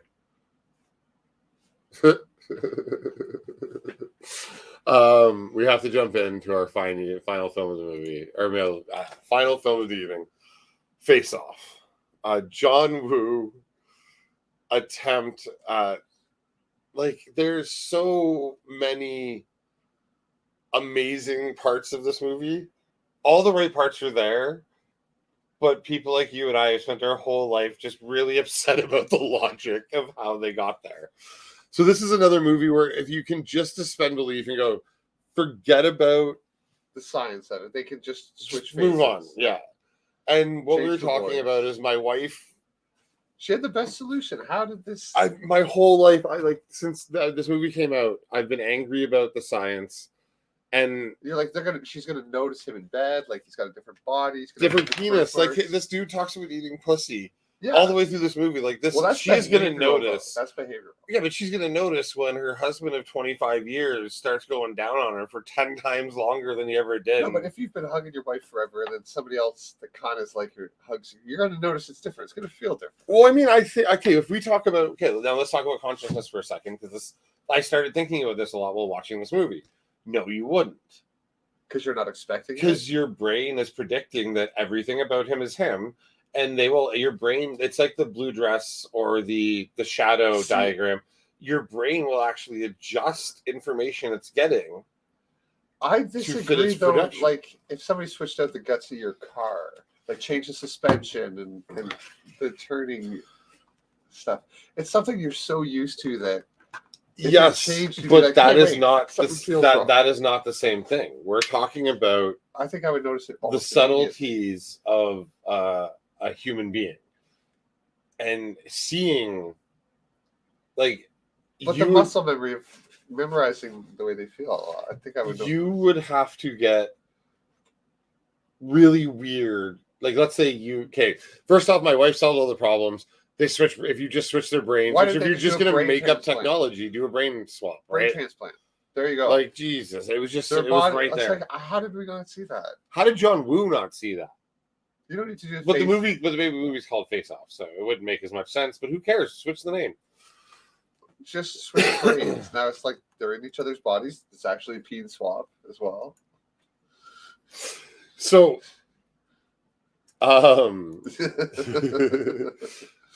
so yes, if they switched brains, it just would have made a lot more sense. They could have called it Brain Off. brain swap. It's a little on the nose, but so is Face Off. This is okay. So essentially, John Woo made a Michael Bay movie. Yeah, kind of. It's Okay, ridiculous. the first part of the movie that just okay, I'll agree. They could do everything they did, but there's one part of the sequence that just bothered me so much. And you know what it was? She was cutting his hair with his face off. Like, you see all the hair all over her surgical gloves. I'm like, but his face is off. You fucking why are you cutting his hair right now? Hair into the muscles. And Megan pointed out right away because she got so upset. She's like, but what about all the connective tissue? Like, they just kind of start like They could have got a power washer. that's like saying if I cut you right here, your whole face would just droop off. Like, come on. Oh, it's just so ridiculously bad in that scene. So if you can jump through that whole ridiculous brain swap, yes. Yeah, brain swap. If you can jump through that whole ridiculous montage and just get past the science, and then they still leave him alive. Why is Castor Troy still alive? Like, they've taken his face off, they've used the spare parts. Why aren't they just and in a coma? Oh, he's fine. So this doctor who's talked about comas intelligently doesn't know that people can come out of comas At any moment, but it's the most opportune time for the plot. Oh, the plot definitely said so. Yeah, but movie's got a movie, right? Movie's got a movie. And oh, that's gonna just say an error. the doctor does give like 3 lines about, the physiology's close. We'll do some surgery to get rid of the love handles. Yes, there's some throwaways, but I mean, I'm really bad. So, let's just switch brains. so yeah, my wife's like, Brain Brain Off is a better movie idea in my notes. Shit. I try and look at my notes and it closes. So other ways that Sean could have fixed this was going, all right, take my fingerprints at any point after he escaped.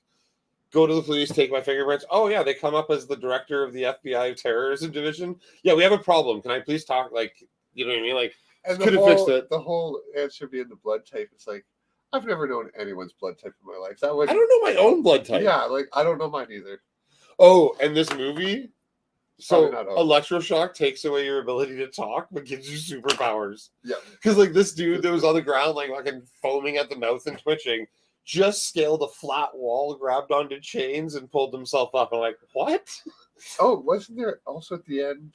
Oh no, that was And then he just kills him Con Air. by accident. He talks someone into consciousness again to get revenge. Huh?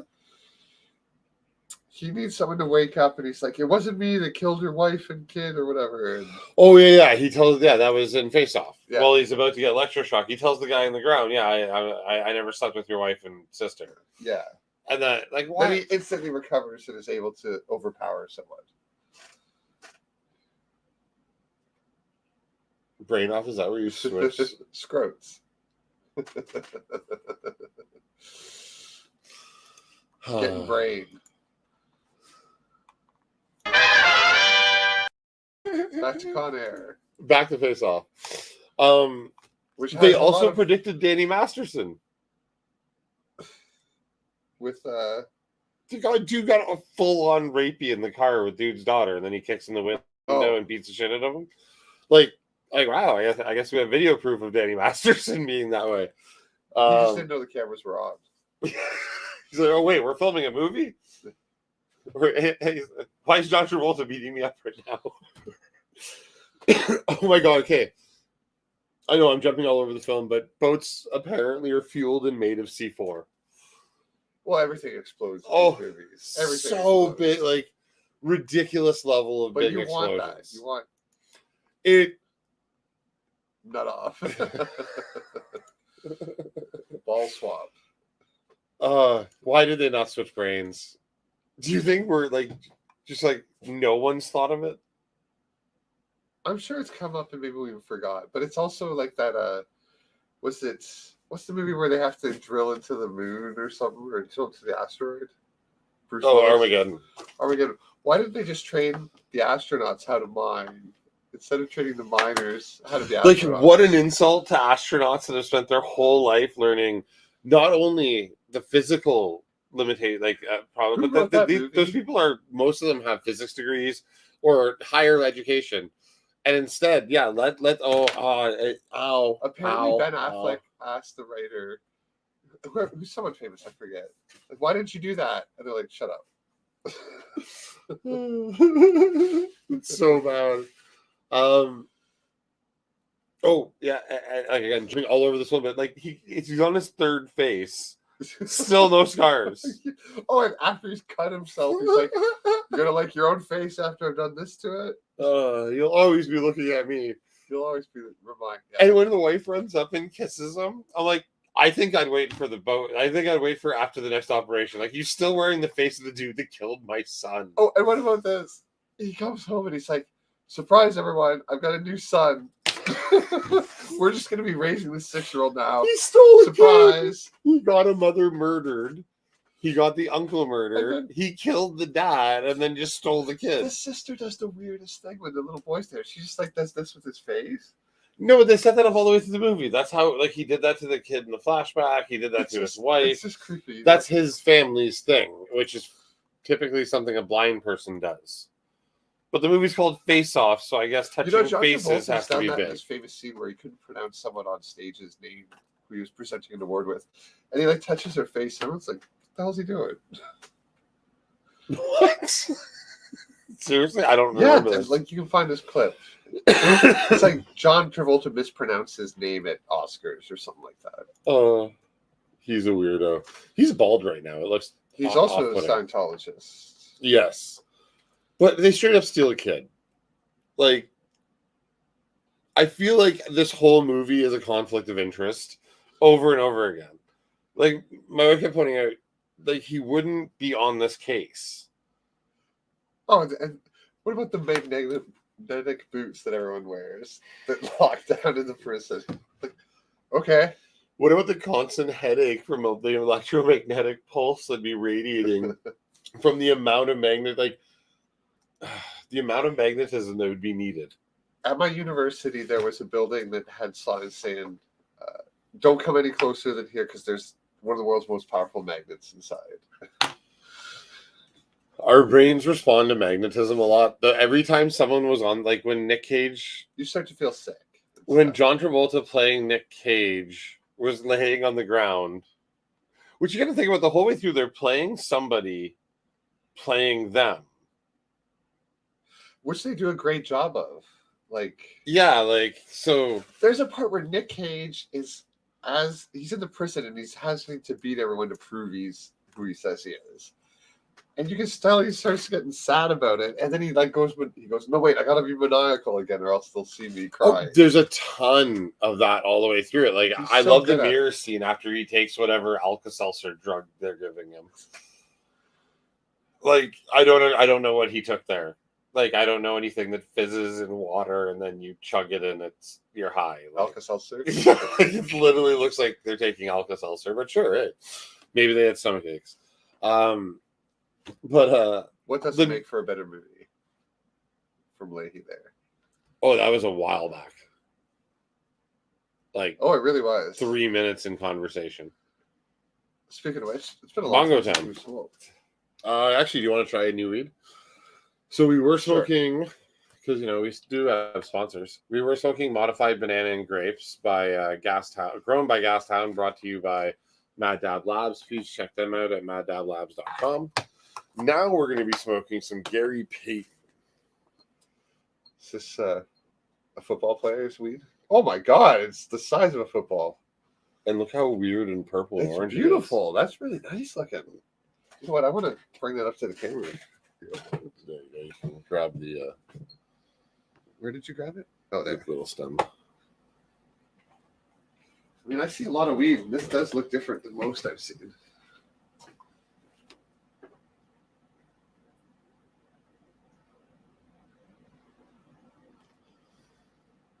It's not focusing so well, but it's got some really nice stuff on it. Trichomes and stuff. You could always take a picture of it with your phone and send it to those in our Discord. That's a Discord picture. I mean, those are mild interactions we should do in there. Because again, we get into a conversation. It is very beautiful. I do love a beautiful big butt. That sounded a little perverse.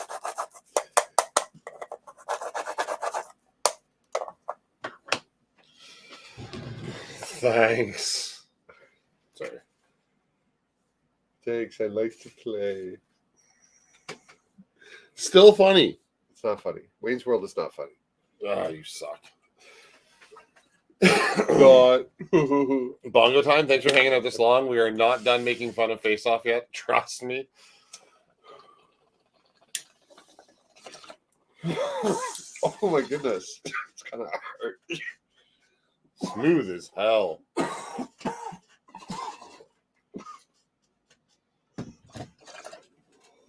That really does feel more like a weed when you smoke it. Oh my goodness. Well, yeah, I'm not sure how you guys feel about it, but here's some ducks.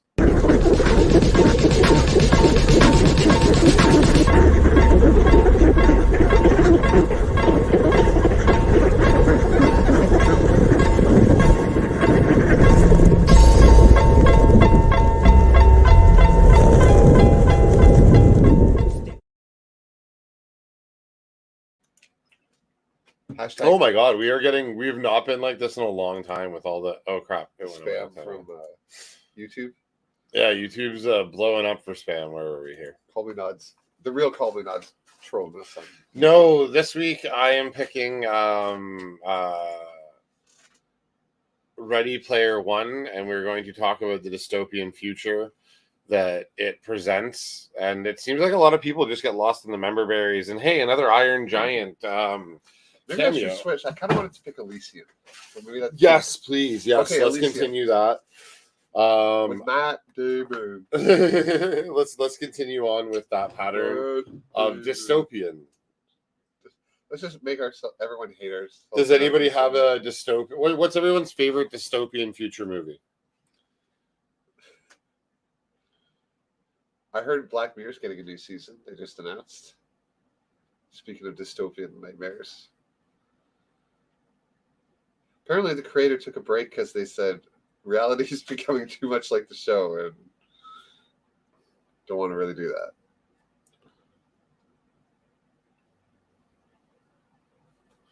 that. Sorry, I had to text our other co-host to ask him what his pick is. Eventually, he will be back with us. He's just getting prepared to move, and that is taking some of his time up. So He's still staring at chat though. oh yeah, I'm sure he's out there. Yeah, the boats just really bothered me. They just kept blowing up like for no reason. Are we back to Face Off? Face Off? Yes, I have to continue to make fun of Face Off. Face Off is a ridiculous film. But no, we're not doing more Nicolas Cage though. Zazzy's been trying to get me to. There's still so many. Is that a Nick Cage movie in time? I thought that was Justin Timberlake. That is Justin Timberlake. That's where he's got the time on his wrist. Yeah. Right? Yeah. Next is a great. Oh no, favorite dystopian future movie Oh. in time. That makes perfect sense. Yes. Well, if we don't hear from Ryan, maybe we'll get a fan pick this week. We haven't done a fan pick in a while. I was going to pick. Kansas. Yeah, there was a reason. Rolling Kansas was not a good movie. It was I love very you, Kevin. good. Sorry, I did not enjoy Rolling Kansas at all. I've downloaded Dracula 3000. Have you watched it yet? I'm surprised you haven't picked No. it. I flipped through it. It didn't look like much was going on though, so a little worried. But yeah, I don't think I'm actually going to hear from him. So the pick can be. I think we should just. Yeah, DD Marie gets a pick this week. Do you want to do in time? We'll do in should have time. seen- I like that film.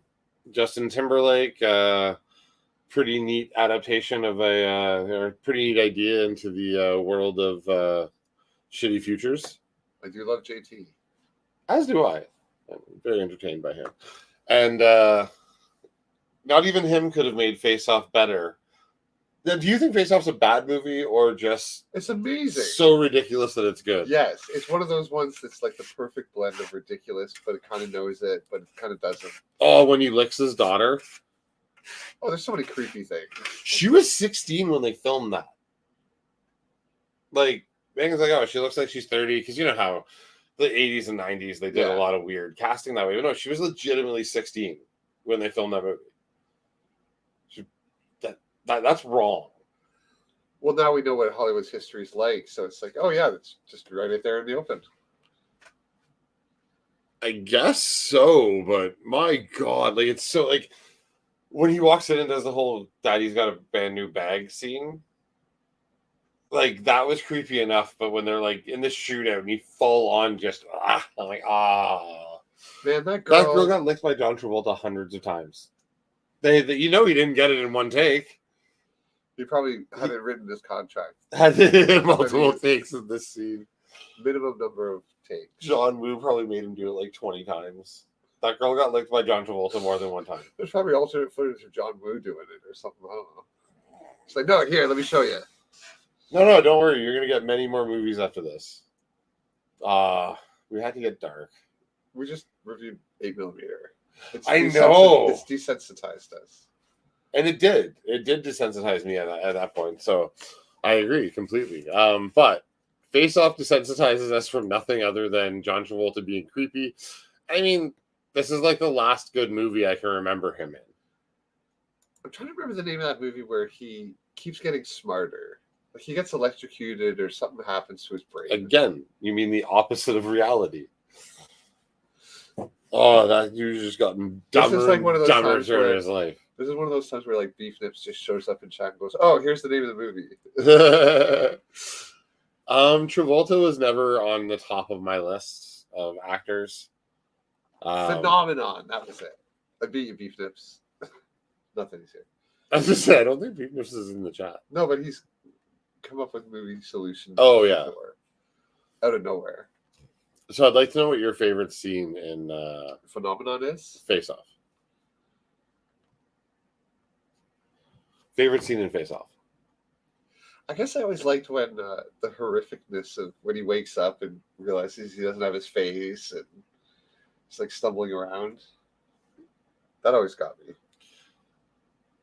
You can see in that scene, you can see the beginning of the meme or GIF He's losing version his of mind. Nick Cage. Yeah.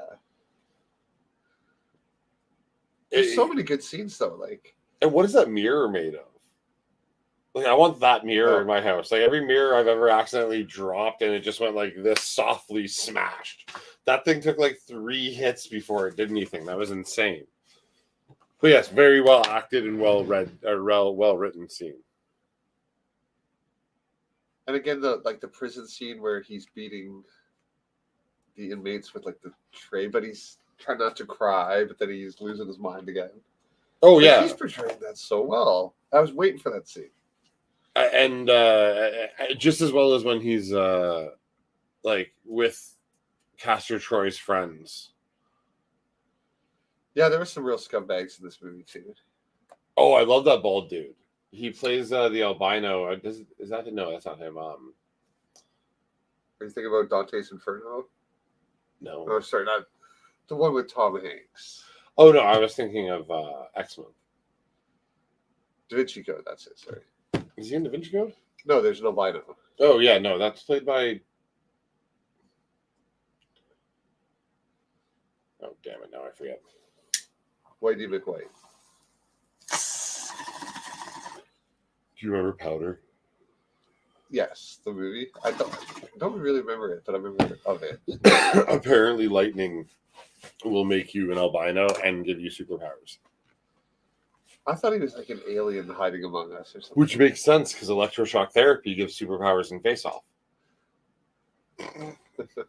Oh man, okay. Oh, and physics in this movie didn't make sense either. He gets kicked in the wind tunnel and he flies straight back the whole way. And... Okay, so he's being propelled backwards, not just by air and force, but by superheated fuel. Which would have like burned him and stuff. Oh yeah. Yeah. There would have been no face left to take off. Not to mention there would have been absolutely no oxygen for that whole push back. Have you actually seen pictures of people with face transplants? I'm not talking now because they've actually got it pretty good, but like 20 years ago with this movie, he was not coming out looking like John Travolta after all the abuse he took in that movie. And their yada yada is anti-inflammatories. He's gonna look like R's face from Preacher. With modern anti-inflammatories, healing takes days, not months. What? Oh yeah, like what inflammation is like? No, come on. He would be those like when little kids in the mall or whatever go, "Daddy, look at that person's face." Like that's what he would be. That's what he would be. We've been on mute this whole time. That would be hilarious. Chat's just been saying random things that line up with our conversation. Could you imagine? They're all just really good. With enough alternate universes, that happens. Oh no! It's like a million monkeys at typewriters. Oh wait. So I wanted to talk about. Yeah, we talked about. Oh, I guess we did talk about the consciousness thing, that your brain, with how we understand how the brain, with better understanding of how the brain works, knowing that it's a prediction computer versus an observe. Like, I don't think chat's following this at all. Oh, okay. I don't know how far back to go to make this make sense then. Just there's a theory that consciousness is a predictor. Oh, that no, our brain. No, we know that our brain is predicting what is going to happen. So, and when I say predict, I mean that when I put this lighter right here and I turn around and come back, my brain is predicting that it's going to be there. Now, if it was moved, there is a potential that one of two things could happen inside my brain. A normal brain would say, "Oh, correct the prediction," and no, it's not there. Or in some cases, it can show you that. And a great Indian doctor did a TED Talk that kind of talked about how we're always hallucinating, right? Because we don't see. Our brain interprets what we see. Yeah. So, given that we're always hallucinating, just our cognitive, there's less dissonance because our brain's trying to interpret the world as it is. We can also then change our brain's perception and cause much more enjoyable hallucinations. Or so we think. Well, can you explain what's happening when we take a bunch of mushrooms and you see shit? It's just messing with the API. All the inputs are getting misprocessed. Yeah. Computer's doing wrong calculations. Just doing math wrong. Well, the idea is that it's not rectifying the predictions anymore. So now it sort of goes off on another path and just stops, because we're not seeing what our eyes see. We're seeing we're it's really hard to it's more like what we're watching a film inside our brain. What our eyes are the camera and our brains watching. Yeah. But there is an interpreter between our conscious self and the real world. So in that space is where hallucinations can take place. Now I feel like we need. Okay, have you done your science talk yet? Like, I mean, it had nothing to do with this. No, I know, because I want to start writing one now. Because we keep promising science stuff too. Well, it's pretty nerdy to talk about your brain being an imperfect processor of what your eyes think they're seeing in the real world. So in that, can you redefine, if with that new input of knowledge of how we may consider what our consciousness could be, does that redefine in your mind what level of computer needs to be considered conscious? If that's how it is, that's crazy, because even programs now could kind of be considered to have a type of consciousness. Yeah, exactly. Which we talk about all the time, that we have AI, we have artificial intelligence, we have machine learning. We were making jokes earlier about the game you're playing. Sorry, what's it called? Dyson Sphere Project? Yeah, the Dyson Sphere Project. Like, after watching him play it for a second and looking at the game itself, I'm like, what are you training? Like, some AI is learning. There's machine learning going on the other end of these computations that you are facilitating for some sort of hive mind. Like, very possible. Do you know what I mean? There's games that are specifically designed to do that. Welcome to chat. Yeah. Hey. I can't. I have no idea what that says. Fesco Bidad. All right, perfect. Bidad. Bongo time. Bongo time for Fesco Bidad. And I'm sure I butchered that. I'm sorry. But it is an interesting name I've never seen.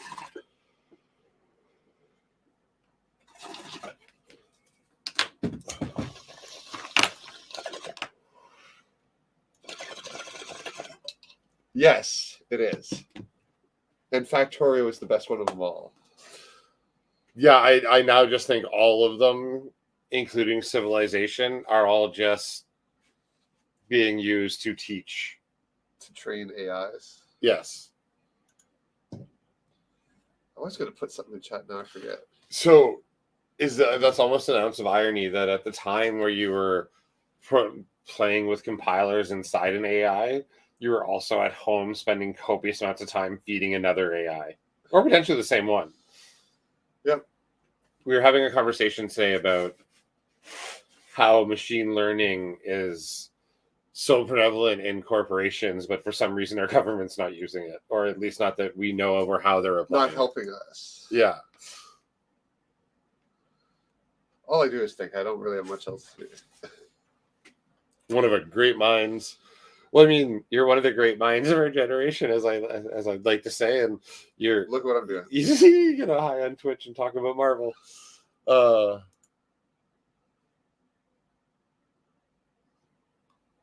talking about Satisfactory. Awesome. I made a third-party server, rented it to run Factorio, and I had for over a year and a half. My factory was just constantly running, and always being attacked, and I had automated defenses. I have a very nerdy factory. And this is where him and I split entirely on gaming, because, well, I look at Minecraft to give a good example. Like, you'll play, if something kills you, your whole thing's over, and I'm hardcore mode, I just play God mode. Like, I just want to be God, full creative mode, do whatever I want, have endless resources. I do, like, when I watch people play the game, I'm like, oh my God, this is how you get shit? This is so horrible. And like, you can just put God mode on and have it all. But I just want to build. I just want to make the fun part these structures. No, it's not at all to me. It's boring as hell. That's why they have this version of the game. I want endless resources so I can just see where my imagination takes me. I want to do the hard work. And it reminds me of Rick and Morty. is this game known for? Do a lot of dude. autistic people like this game? Because I'm It's like, starting to wait, love what do you mean by that? Because I love it. Like, oh starting my to God. love it. Like, when Rick just full on admits that he's autistic, that's amazing. I have a 10-year-old survival world in Minecraft that I've never played anything else in. I've put a lot of time into it. Oh, cool. Yeah. But do you play God mode, or do you play Survival. creative mode, or do you play survival mode? And then survival?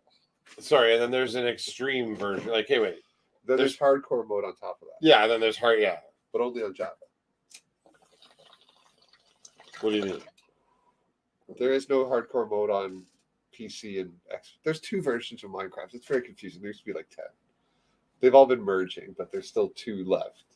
Oh, I did not know that. And they're slightly different. Yeah, I played the regular what's the regular mode? That's just survival mode. Yeah, Skyblock's a mod where you can do PvP in these islands, and you fight like 4 or 5 other people at least. Oh, that's cool. But like, I played the regular mode for like 10 minutes and something killed me. I'm like, this is stupid. I just want to build shit. Like, it got really boring really quick. I just want to That's the fun, to build defenses against all the zombies and light stuff. No, in my world, I can literally just walk through that stuff and not care that it's there and keep building.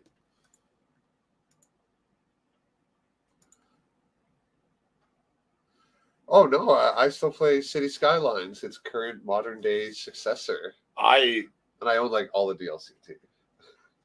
I've played every SimCity there was. Yeah, like I played SimCity before it got really, really, really Played all the 3D. Sims. I've got Sims 4. I played the original Sims. It was kind of neat, but I don't know. It felt creepy. It felt very, very creepy. I loved them.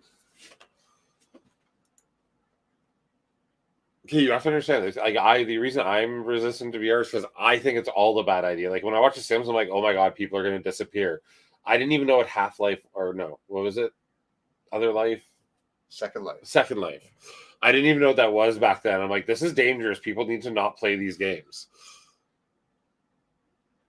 I don't know the Lucky Blocks.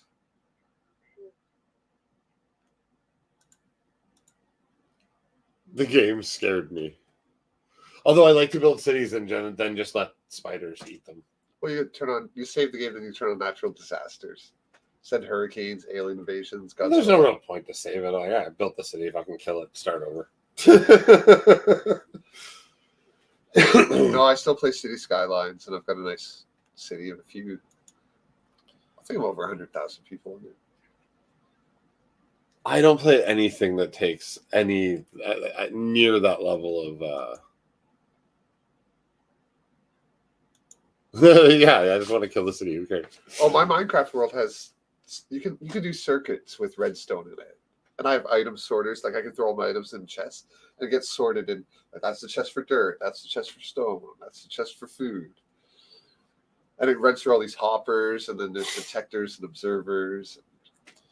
I think the reason I play it the way I do is because my buddy showed me his already built, and then just had enough stuff to build whatever he wanted to, and I'm like, oh, this is really fun. So I tried it, but no, God mode instantly.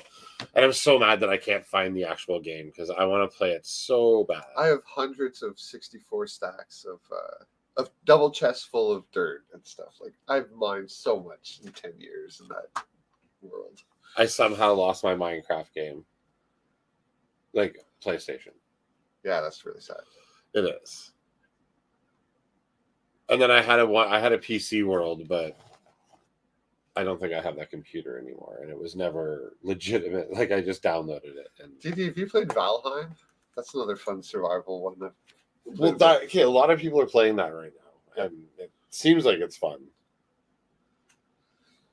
But if you die, you lose all your stuff. I'm just gonna play Destiny. Like, You you have to literally make come your back own to life stuff. instantly.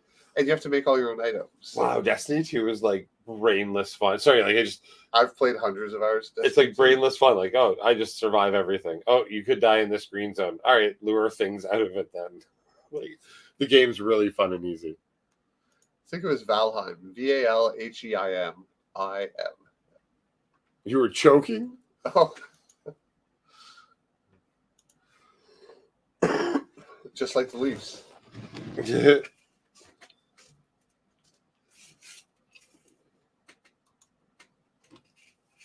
Oh, cool. I haven't played it a ton, but I've had fun. You could join 420 e-sessions or 420 sessions server. Will he give me free stuff? Yes. Probably. Oh, He's 100%. probably got a lot. He gets a ton of free stuff.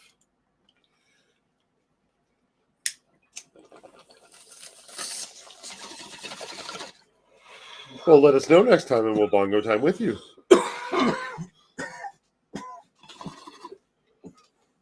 That's what we're here to do. Cadapt. Oh, I just got dizzy on that one. Started to see a little bit of stars.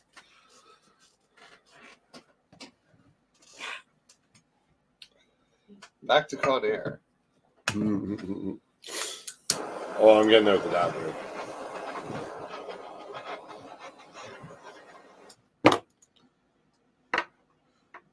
Sorry, not able to speak any or read anything other than English.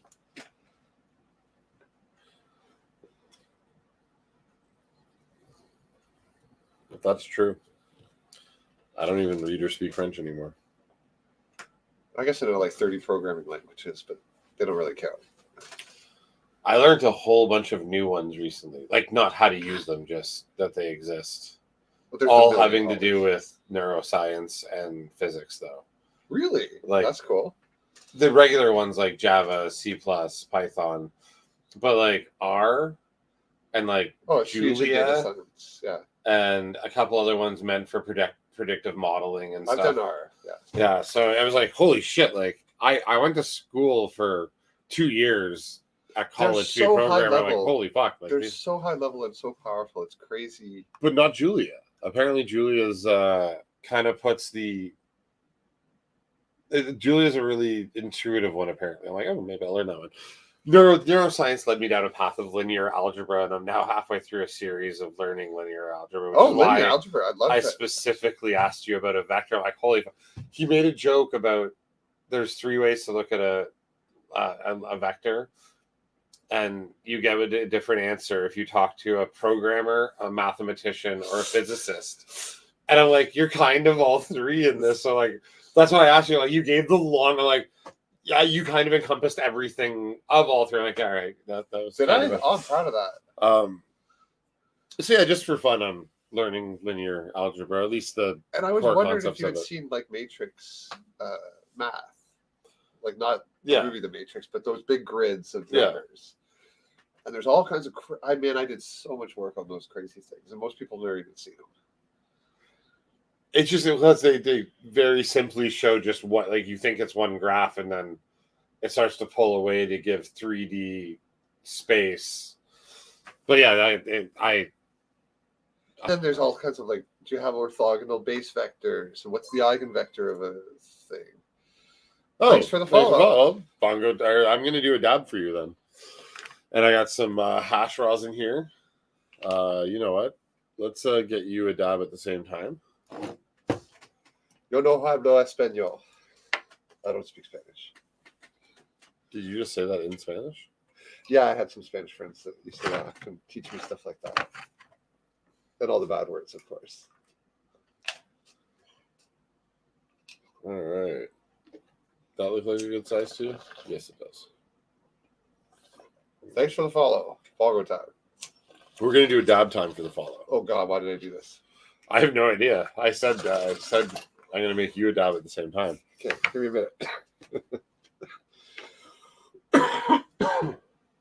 I will give you no quarter, sir. Sweet. Chile. Nice. Oh. So I was guessing one from place your, I have not been. you're laughing with the AJ there. What was that next one?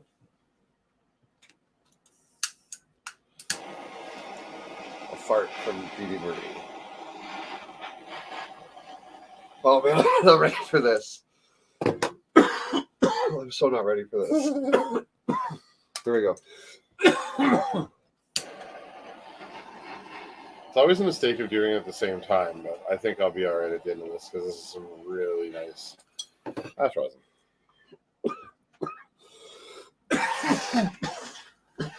This is not good.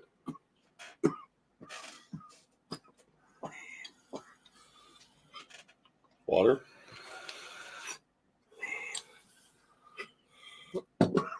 Dad time for the follow. Thank you very much. You okay? Stars? No stars.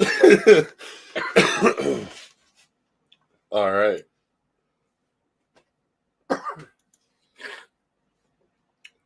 Sweet. Well, no, bad. We grew up that way, but we are lucky to now live in a fully legal country where we have amazing loopholes in sharing prescriptions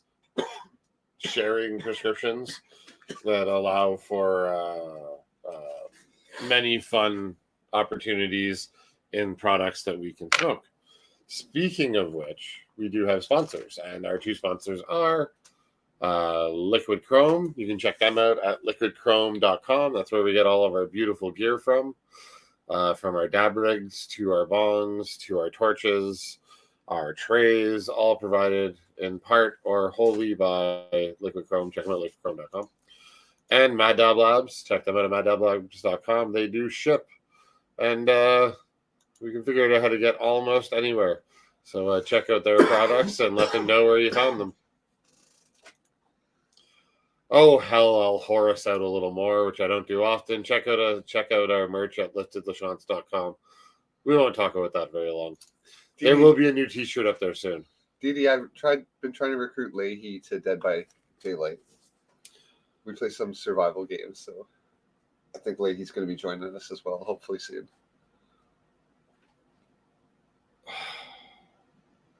If it goes on sale, when it goes on sale, I'll buy it. Yeah, it does go on sale cheaply at some point, so. I'm going to be horrible at it. Oh, it's fine. It's actually, it's such a well-balanced game that it even accounts for that. That's why I like it so much. And we can help you, and it doesn't matter if you suck, because even there's ways to play the game around that. Oh, but never mind. I'm kind of those games, like, I feel like I'd be kind of a dick in that game and purposely get caught and shit. I feel like I'd always want to be the bad guy. The killer? Yeah. Well, you can.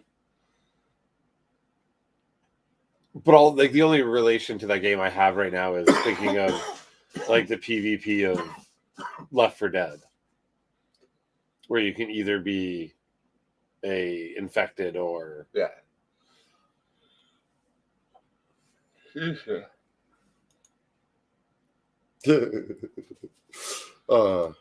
Although I've watched enough people play it now that maybe I will entertain playing it.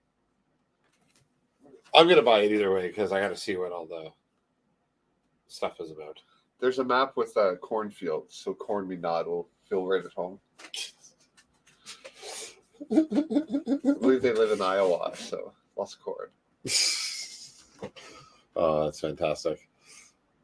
Well, yeah. What movies did we say again? Because I did not send them out as I normally do, which I will do in our Discord now. Elysium and Ready Player One, and Dark City. City, Ready. No, I did change it. Elysium, Ready Player One, and In Time. In Time, starring Justin Timberlake. He's bringing sexy back.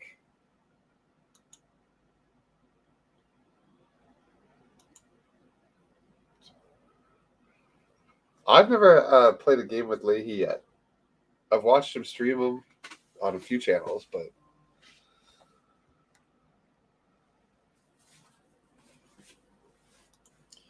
I actually remembered yours. I had a harder time remembering mine. So again, I don't care about this. I almost want to change my pick to Wall-E. If I'm going to pick a kids movie, I kind of want to pick Wall-E because I talk about it so much more. I was just really thinking about the dystopian future of like the game. That movie is almost a metaphor. We're at the beginning of where that. If you go 10 years back in that movie, we're there now. Yeah, I read this short novel, When the Machine Breaks, written in 1909. Holy crap! It predicted like almost everything, including social media and just societal changes today. It's unbelievable. I can't believe how well When the Machine Breaks. I want to look up the name of the author too. Yeah, you should send that to me. I like the last short story you sent me. Yeah, this was like 64 pages. It's weird when they get it that right that long ago. Like, seriously. How do you predict more than 100 years ahead?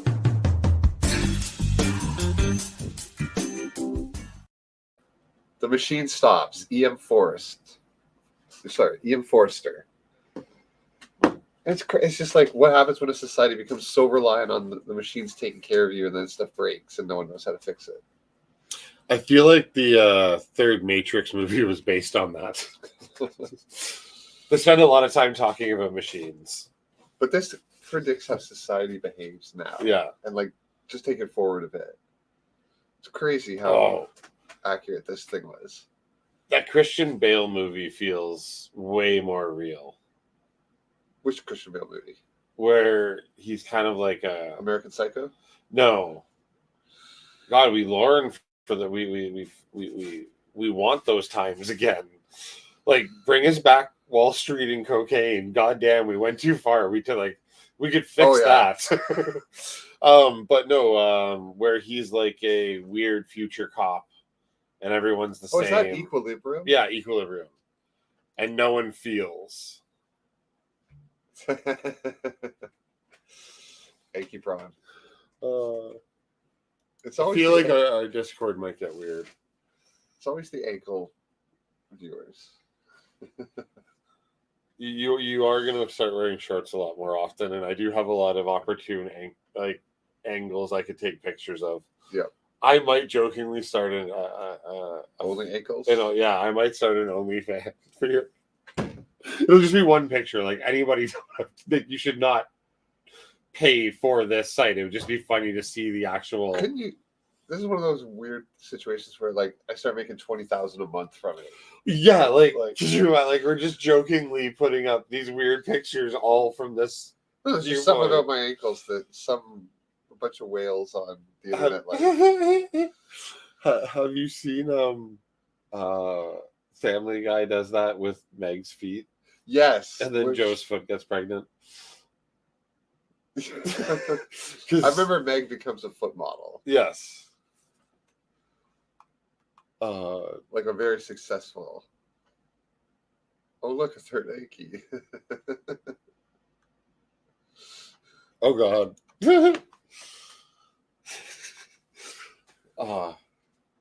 It's always comes So back maybe instead of like, would you not feel weird if it actually, like, I want to do it just for the joke of having an image of your ankle on I'd feel weird. And then all of a sudden it actually blew up. That'd be really. Not if I made like that kind of money. Like, what if it was just like mediocre? Like, you could buy your weed that month with it. Like, would you be like, I should continue this? No. So you have a price. You have a price. Like, if someone was going to do your indecent proposal, you've already got your mind set on what that price is. It would have to be like millions upon millions, but yeah. Like, to the point where I'm never gonna have to work again. Anybody wondering? It only costs a couple million to buy Zach. I'd be more in the tens, but preferably closer to 100. I'm kidding. He's not for sale. Oh yes, I am. Oh yeah, we all are. Pete Davidson has a great routine. Where he's like, "You ever play that game? Like, how much did you suck dick for?" He's like, "When you're younger." He's like, $10 million. Like, what? No, like, as he gets older, it's like 20, 30 grand. Like, enough so I could have a good Christmas, twice a year, just suck 2 dicks a year. Like, the routine's really fucking funny. Everyone has a price, I guess. That was what Ted DiBiase's whole shtick was in the wrestling back in the day. Oh, right. He would just offer money to people in the crowd to like wipe the sweat off his body with the coats or whatever. The $1 million man. Ted DiBiase. And then he even had a black slave, Virgil, who then fought for his freedom and became a hero and overthrew Ted DiBiase. Oh, that's so awful. I kind of want to go back and like someone had to have cut old wrestling, just the interactions, like. Oh, there is. I've watched lots of clips of old WWF. But like as a season, you know what I mean? Like I want to watch it in order through the Hulk Hogan, Macho Man, Randy Savage era up to like the Marty Jannetty, Shawn Michaels era. Like, yeah, like there was a lot of good. Like, did you watch the Netflix show about the women's wrestling league? No. Was it like Fabulous Moolah? And... No, it's called like Glitter or something. No, what's it called? I'm totally drawing a blank. We're way too high for me to try and remember this type of thing, but it's a really good series that kind of talks about the beginning of wrestling, women's wrestling at least, and yeah, which is basically Fabulous Moolah, and then she paved the way for everyone else after her. I don't know who that is. She was kind of like the first. She popularized it in American wrestling. Like she was like the first woman wrestler in the big leagues. And then the ones that came after her, which I'm drawing blanks on their names. I can picture them. They're all like, yeah, the Fabulous Moolah is why I got into this. You should totally check out. Oh right, yeah, no, not that. The best thing Mariah Carey's ever been is Nick Cave. China, all of her era. Oh, crap! What is this movie called? This television show. It's a brain pimple. I'm gonna go nuts now. Totally stall everything we're talking about because I can't think of the name of a TV show. About what? Wrestling? Yeah, about the first female wrestler, like the first female wrestlers, the first league that they put together that ran alongside the WWF, yeah. And it was all based out of Vegas, and they did really well. It went on for a few years, but there was like a lot of abuse and shit attached to it. There's a lot of abuse attached to the WWF and Vince McMahon. Oh, China comes many years after that. Like we're talking, this is in the 70s. China's been dead a while. The now. female, one of the big female wrestlers of the original league is, oh crap, what's the big? She's named after a volcano in Hawaii because she was large and from Hawaii. Yeah, I don't know. Oh, okay. All right. Well, I'm not going to derail us any longer on that, although I'm going to be stuck thinking about it for a long time now. It shouldn't be that hard to find. No. And I shouldn't get stuck on it and keep going, but no. Yukishima? Yukaskimi? God damn, now it's going to really bother me. No. Yuka Di Marie? But there's a documentary about the first women of wrestling, and there's also a dramatized series, and they're both really good to watch. You know, I will say UFC women's fighting, I much prefer watching it over men, because now there's so many talented women that are actually fighting, like, strategy-wise. But because they're lower weight class, they don't really do a lot of knockouts. So they just go at it, and they don't let up. And, man, it is just, like, always 5 rounds of viciousness with them. And they're good at it now. Like, it's... Because Ronda Rousey, the reason she always won was she was bigger and more talented. But once other women started getting really good and competitive at the sport, she didn't stand a chance. She didn't train the same way as them. Oh, yeah, no, she... And she admits that now. And she's like, hey, and I'm rich. She got out quick after she started to lose. Yeah. Now you just have to look it up. I can't stop thinking about it. You need to talk for a minute. But yes, some of the most vicious UFC fights I've watched have been the rounds where it's like two women in the top, like let's say 20. Glow. Fuck me, it's called Glow. And they just don't tend to knock each other out. They just keep going. And they're flexible, so it's hard to submit. And now I need to know that character's name. It's just really fun. Because it's actually really good. Like, because with men, they're so cautious because one punch can knock you out not too bad, or you can do... Oh, wrong country, I'm pretty sure. Machu Picchu. Yeah. Is that Hawaii? No. No, I don't think so. No, okay. So that was the name of her. That was her wrestling thing. No, it's called Glow, and I really think you'd like it. Glow? Yeah. It's the original women that started. Yeah, that's Fabulous Moolah. Oh, okay, so she hasn't fully turned into her yet because she has other personas. Like, she keeps failing, but she tries hard. I don't know why I love this show so much. But Alison Brie's in it from Community. That's the actress I couldn't think of. Like, there's so many brain pimples attached to that. I feel so much better now. Sorry. Glow is the name of the show.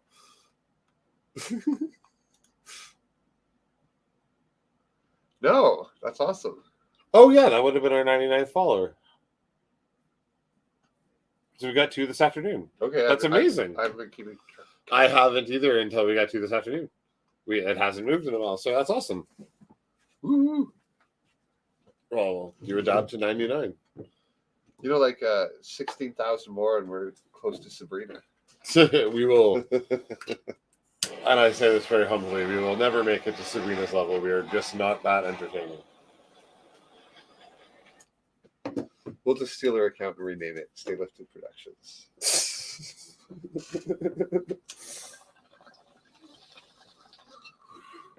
Stay Lifted Sabrina.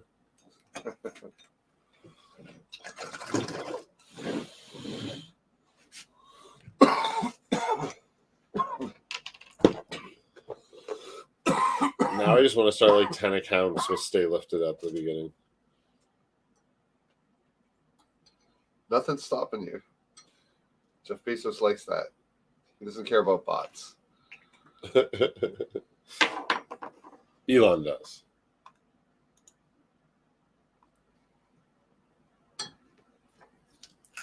A little more hash rosin. Can I pick Wall-E and Ready Player One? They both push a point. You could just throw out DD's pick. Like, we're not doing it in time anymore. We're doing. I'd sooner throw yours out. Just teasing the DD. We wouldn't do that. Well, last week, you and I picked for Ryan, and he'd pick a movie like Ready Player One. So we'll pick for him It's this true. week. Ready Player One. Wow. It's crazy, D. Yeah, you mod for one of the biggest channels on Twitch. Oh yeah, and you're so active in there and do so well. DD best mod. I could never do that. Like, she's just so good at it. Like, I try for you guys and like try and stay active and stuff like that. She really does a great job at pushing chat and having a lot of fun in there and advertising all the right stuff and saying the right things. So yeah, you're really good at it. Yep. So there's a reason everyone says DD best mod. Though the artist gets the majority, that I think the people that help in the background get a lot of credit. Should get a lot of credit too. Keep the PP pirates at bay. Stay Lifted PP Pirates. That's what your next name should be.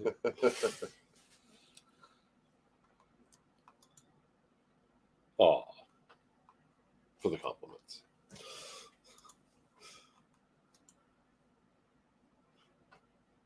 See, now we're getting lost in the moment because we just smoked a lot of weed in a row. What were we talking about? Face Off? Oh my god.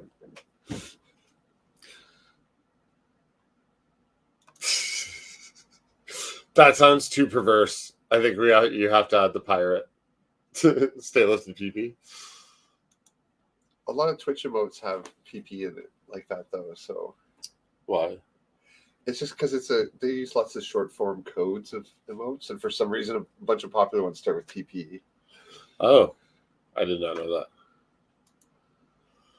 So there's a whole subsection of this conversation that is just words that mean pictures. And you are all so familiar with the pictures that you just use the words. Yeah.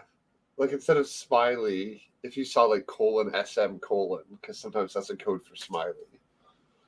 Like, just the regular smile face. You just start to interpret that as that image. I don't think I'd ever probably get that. I still have to actually cognitively think every time I see that monk thing. But that's what I was just going to put in the chat. Because... Oh, I'm at 1%. Big surprise. On my phone.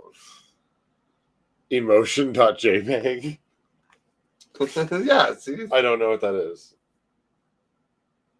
I never got into emotes or pictographs. Yeah. See, the problem with all this stuff to me is that we grew from hieroglyphic and pictographic language to Moved away from it, now we're back. full-blown emotional language that could be very. And this is why everything I type in every chat is so long. So I can't. I don't like. I want A to. picture is worth 1,000 words. I disagree. And a video is worth like 10,000. I don't know. It doesn't. That And feels too emotion.jpg. prepackaged. Like, I'm not even sure they're referencing a specific JPEG. It's just, you just say it like that and you fill in the template because you know what they mean. Feels good, man. Yeah. Feels bad, man. And then people will just do feelings, man, because they know you're referencing feels good, man, feels bad, man. Doesn't that feel like the world is just becoming like but it's what we're going to talk about next week and wax all philosophical about, because we're prepackaging everything, including language now.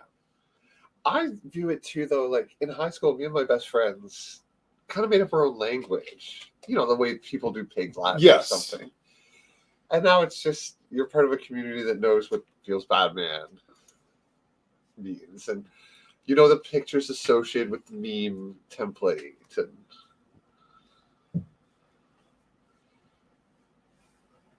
like, yeah. There used to be like names for a lot of them. Bad Luck Brian or... Yeah, we'll just end up in a very circular conversation because I just feel like we're moving backwards instead of... Oh, it definitely feels like it's going backwards.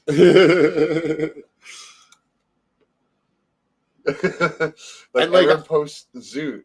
So I do like I've never really used this stuff. Well, not since like virtual places in the 90s. Like you're supposed to spam Zoots everywhere, and everyone will do it during during songs. What are Zoots? That's Sabrina's fiance there. His name's Zoot. Oh, Mr. E Zoot. I thought his name was like Justin or something. Yeah, his Twitch name is Mr. E Zoot. Oh, okay. Sorry, and everyone calls him the Zoot or Zoot. I am still very new. But like that's another meme. It's not just using one meme. It's like, okay, the meme is use this emoticon a whole bunch once certain people start spamming it a lot. Like Cole Minot actually started it. Captain, my captain, salute the Zoot. All right. I'm. And then you get to feel like you did the secret handshake and you're part of the club. 100%. I'm getting that more and more every day, and I do understand that. I just don't understand the typing of them versus just the using of them. It's funny. These are almost like emergent behaviors where, because technology doesn't always work or interface properly, some of the internals gets exposed, and then that just becomes part of the jargon or memes or like. I do. Hover over one of these. You'll see you can type that and it'll show up in chat. Glow stick, laser eye. And all of them will start with glow stick because that's your glow stick Willy section. And we've been using them. So people can start typing STALI. Huh. I never remember who we're subscribed to. Or another thing that happens is people will cut and paste the text code. And then their subscription runs out, and then they paste it. Twitch won't show the emotes. Oh, I get that, yeah. So then people get used to just doing that. All right, yeah, okay.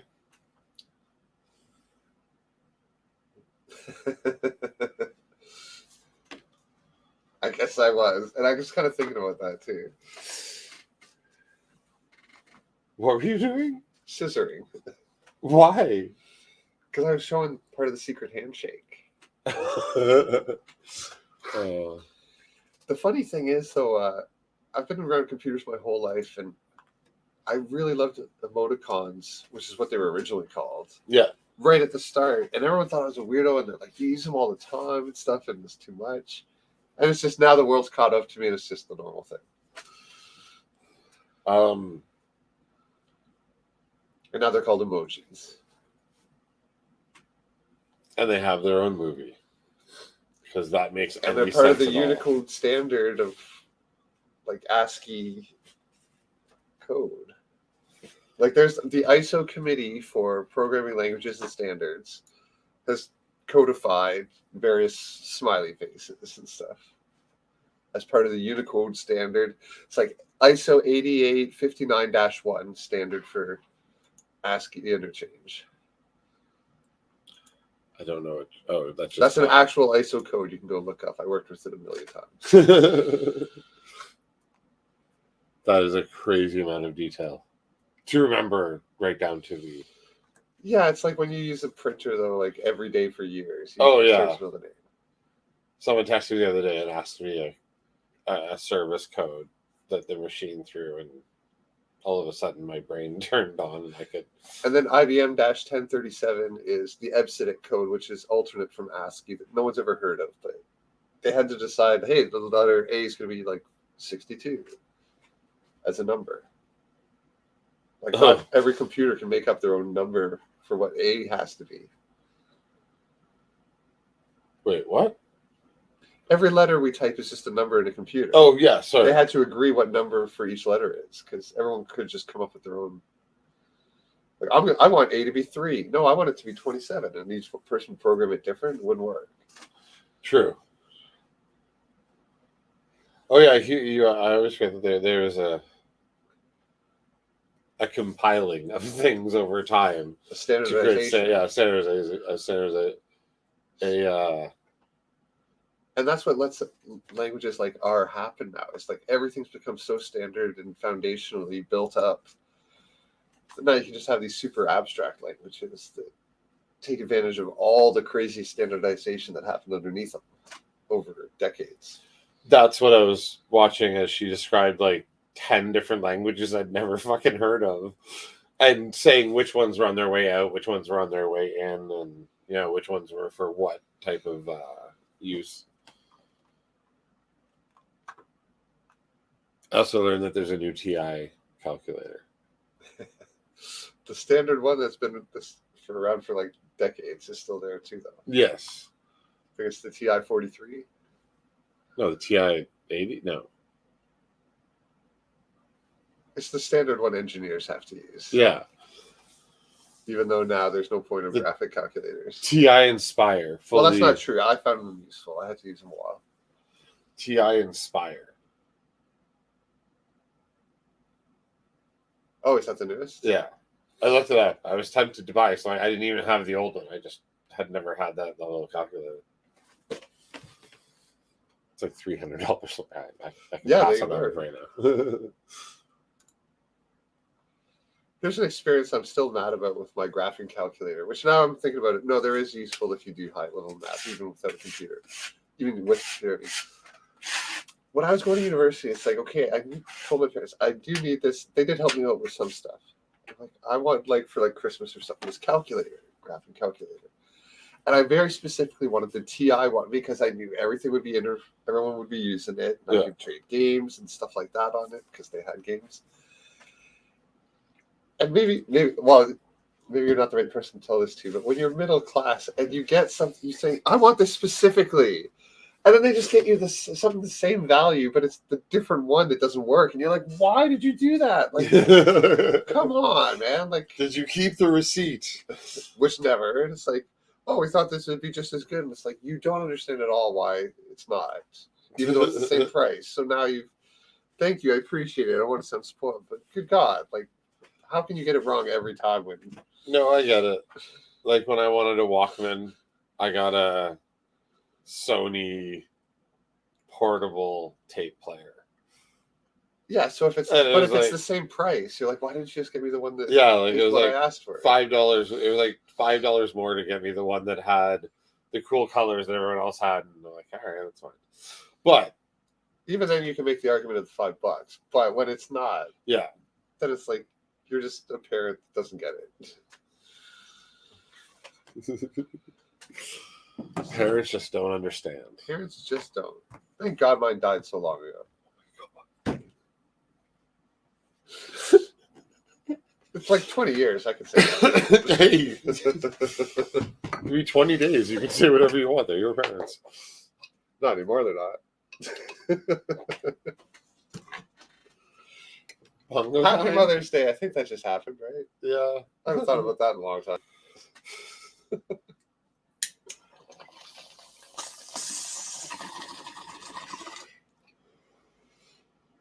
There's a whole new level of cosmic nihilism.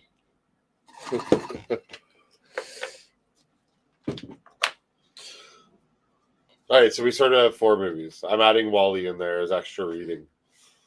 When people ask where my parents live, I like to say 6 feet under. Oh, you're 6 feet just under awesome. London, Ontario.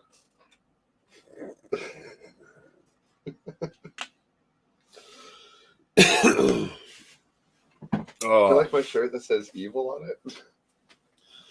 Have you finished the show? No, because I'm on Westworld I'm season so 3. sorry. Okay, it's so old. Yes. Can we? I think we can openly talk about Westworld season 3. So, what do you know right now? So I don't wreck anything. Because I kind of wanted to watch along, but I haven't had time to join you yet. But I will. Dolores is out in the free world trying Alright. to gather money, and she's visiting various people, and I'm not sure quite what she's trying to achieve. But she's aware that this company owns this big ball that's an AI that seems to be able to predict things. And somebody's in charge of it, but no one's quite sure who. And she's trying to find that person. All right. So, just the idea that an AI is. We have to wait. You know what? I'm going to watch the first 4 episodes and catch up to you. Because I just need to graze through them. And then hopefully by Wednesday, you've watched the 4. So I've we been can putting them actually on talk. when I fall asleep, but I'm actually putting on Creep Show till I run out of them. Because Creep Show's like 10, 15 minutes, and they're so good. Oh, I did love it. I'm all caught up. Wait, is there a new season? No, I'm just finishing the last season. Another show you suggested that I finished before you. You binge stuff hard, man. I don't sleep. I sleep a lot. And I laze around a lot. And I watch a lot of Twitch. A lot of Twitch. I have not ventured past that, which I already like, because I'm like, I can see this enveloping everything. So like, Yeah. but like, I have 3 music channels I really like. I'm at like 15 now. It's disgusting. Glow Stick, Fantastic Plastic, and Sabrina. That's all the types of music I need. I'm happy. I got 30 going on 13. Sorry, 4th. Did you like Great Psycho channel. Stick? I've shown you Psycho Stick. I don't remember. We're usually pretty high by the time you start Got showing the me stuff on spiky Twitch. helmet. Another one's got moose antlers. Maybe I haven't shown you them. Maybe not. But yeah, like I'm not looking for added I music know. things. So like I got like there's a lot out there already. There's channels I've loved as much as any, and they're gone now. Like they're not on Twitch anymore. So it's like even some of the favorite stuff will just disappear one day. Oh yeah. But then there's always someone new. And now I'm getting into Gotta ride the wave. the Feverish Lemons. I'm getting into them. They do like punk songs and they're really good. Well, I'd be tempted into another punk. They do other stuff too, but yeah, they cover it all. I do like Fantastic Plastics because they do kind of poppy punk stuff and then do a lot of techno weird stuff. But I watched them on Friday. what was I doing Friday? I forget what I'm doing. And I just realized my dehumidifier was running that whole time. Not until it just turned off, which is now just beeping. I apologize. we probably sound way better now on the stream. Probably sound different at least. That was quite loud now that it's gone. Yeah, I know. I didn't even notice. This book, The 1909, The Machine Stops, talks about the hum of the machine, that they're all so used to it, it becomes part of their core being. And then when the machine stops, like, it just causes panic and anxiety. I remember because Collingwood's got a good amount of industry around it and factories and a pretty good hum of cars and everything. And when the blackout happened, now you would have been in Toronto. I When the remember that blackout night, happened. Like, it got weird. It was silent, like an eerie, like you could hear humans, not machines. And I'm from up north, so like I grew up where you hear humans and animals, not machines. Where the sound of a quad or a car was noticeable from a further distance. You could yell at people from a further distance and they could hear you. There was less background radiation for your ears and less noise pollution. But that's what it felt like when it went dark for a couple days, and it actually felt really nice to not like when my buddy woke me up because I was supposed to work nights that day. He's like, "Hey, the entire Eastern Seaboard has no power." I'm like, "What? No, it's fine. I'm going back to it. I gotta work." He's like, "No, there's no power." And all of a sudden, that's not like it is entirely quiet. Don't worry, I think we'll get another huge power failure as just part of the general world falling apart, as it has been the last few years, especially. I feel like we need an entire other channel where we use voice modulators and fuzz out our face jokingly and talk about a little more in depthly about the stuff we talk about off camera. The AIs will never show us to anyone. They'll let us talk our hearts out, knowing it'll never be seen. No, they want the panic so they can learn more. They'll show it to the right amount of They've people. got it handled far better than any panic we can induce. Yeah, but every once in a while they need new inflection. Like they cause panic with never. See, now we're just getting weird. We're talking about movie concepts. All hell, Jeff Bezos. Taking our face. Oh. I should have clipped that. You want to take his face off? I want to take his face. It's so bad. It's so good. It's iconic. Oh, I know. They say the name of the movie like 30 fucking times in a row. And it should have been Brain Swap. And it should have been Brain Swap. Oh, I can't. I feel like I could design a t-shirt that would better represent that. Face off? Or Brain Swap. Yeah? Like, use the same silhouettes of their face, but then just cut the head Have the off. brain. And then have like each just show one hemisphere on each side, and then just brain swap. They just should have done a brain transplant. Could have fixed all the problems. Show them training to like learn the new muscles and stuff. And Oh, I would even be cool if they woke up fine. You know what I mean? Like, all right, anti-inflammatories caused them to wake up perfectly fine. Good. took a bunch of fentanyl and I'm fine. Oh man. I mean, it does supposedly have a purpose, right? What? Fentanyl? No. There's no purpose to fentanyl. It's Like, for yes. Brain swap to connect the tissues. Try it at home, kids. Did you know that they use ketamine and a handful of other hallucinogens for a lot of neuroscience? I didn't know that, but it kind of makes sense that you'd want to scramble things up to see what happens. Well, yeah, I kind of want to, like, where do we get a volunteer for that? Like, not the ketamine one, but like, we take a lot of, I can only speak for myself. I take a lot of mushrooms. We haven't done it in a while. We need a campfire now. Ryan used to talk about them all the time. Now he never brings them up. We have a lot. Like a box of them. Anyway, sorry. Maybe we took the box and we've never been on Twitch. Oh my. We've just been sitting here talking, thinking we're talking to people. We made up the Sabrina Solo show and friends that visit from it. It's all a dream. Perception is reality. It's true. You only exist because we perceive Twitch. If we never turned on the computers again, we'd never know about any of this stuff. Actually, and another reason why I want to do these exact films in Ready Player One is because I have taken Facebook off of my phone. And I realized I can't. Like, as I go down through, like, you can't actually take Facebook off your phone. They cut a deal with almost all major manufacturers. And it's a base program. Is that Invasion of the Body Snatchers or something else? I'm not sure they're doing head transplants of anything yet. Are we talking about a movie?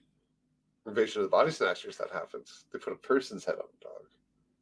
Scared me as a kid. Faculty was a better movie. Yeah, I was just much older when it came out. Yes, no, I agree, but I watched them both around the same time. And objectively, not just because it was my generation, but I found I'm really not sure that they've been able to do any sort of brain transplant yet on anything, other than maybe mice. But even then, I'm not sure. well, I mean, if you took enough of the dog's spinal cord, but I mean, I don't know if you can keep it alive without its organs. I will look into brain transplants and answer in a future stream. I mean, I could definitely see that there's scientists trying it.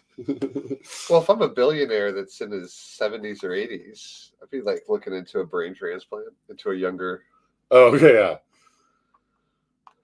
It's just it'll be big news when they finally do a brain transplant of any Or importance. not news at all. Yeah.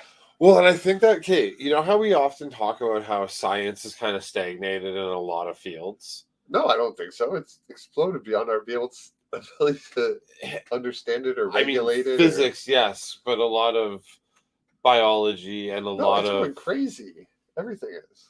it seems. Then I won't go off my point. Sorry, no. Like I feel like we hit a point. We've hit a point where real just being- discovery is being hidden for the privatization. Oh well, of there's that. Yes, that's happening.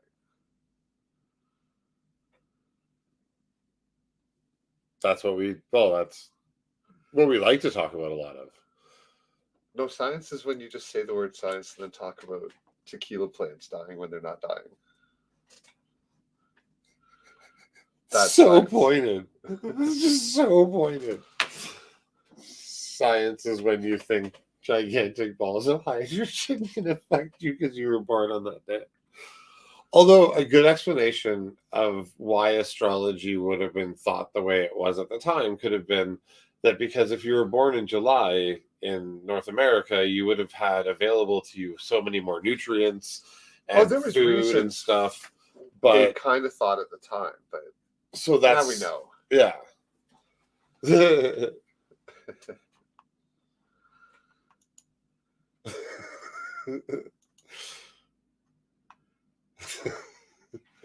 The neatest thing about Einstein that I learned in physics that I thought with the math stuff was the first day they teach you in physics. Here's this equation: force equals mass times acceleration, and that's all it is. F equals ma, and you spend years just working with that in various ways. It's amazing how many things you get out of that. And E equals mc squared at the end is you just multiply both times by the speed of light. There you go. Like the thing you learn on the first day, there's like multiply both sides. Then you have energy equals mass times speed of light squared.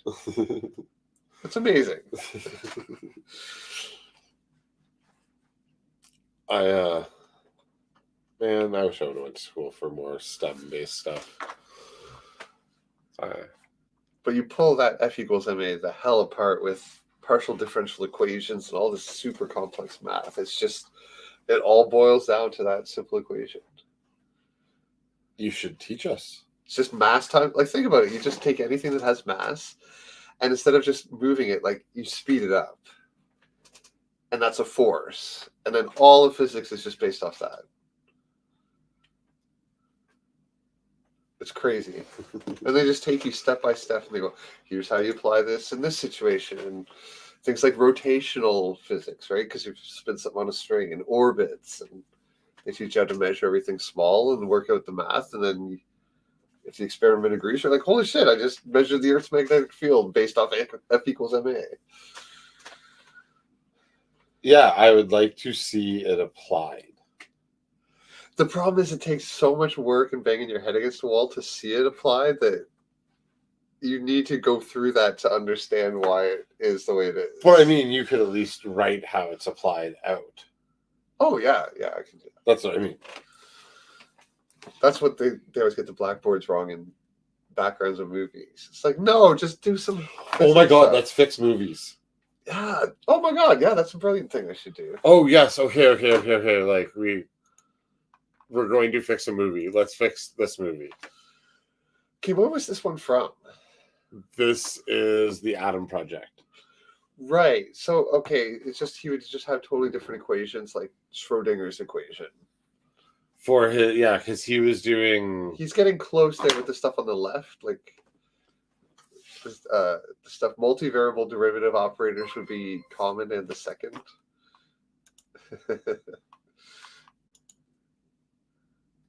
Subscribed. Wow, thank you so much. Yeah, this guy thank Fox. you. Thank you, this guy Fuss. 420. Let's definitely have a. Do you want a dab for that? Let's have a dab time for that subscription. Hell yeah. Thank you, this guy Fucks. 420. This guy Fucks 420.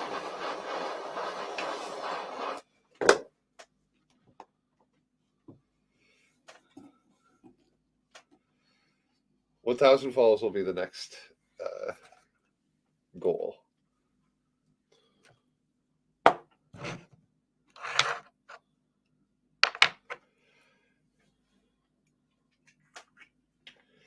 Oh man! Oh yeah. So the math on this.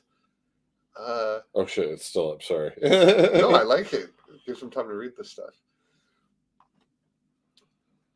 Yeah, I'll go through some of the movies that we've watched and show what probably the math should have been, or at least a nod to it, because time travel advanced like it's not What real movie math. did we just watch? You picked it. The Mandela Effect. It had code in it. It was very bad code. You should fix that. It was just like a build make file process. Like, here I'm compiling a bunch of simple files with simple names. Here's Zazi's. And it was like first year compilation options, like no production thing have lines that short.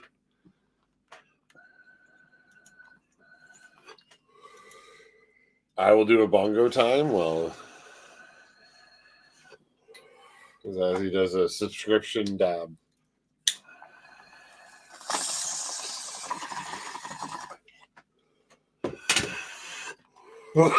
It's true, DD. He doesn't like to get me messed up. Thank you so much. Give me a slub chub. I mean, he likes to get really fucked up. That's true. Bongo science. That we can talk about because there is actually some science to moving air in an efficient way as well as in a way that allows the most cooling. I was thinking about the resonance of a drum skin on a bongo.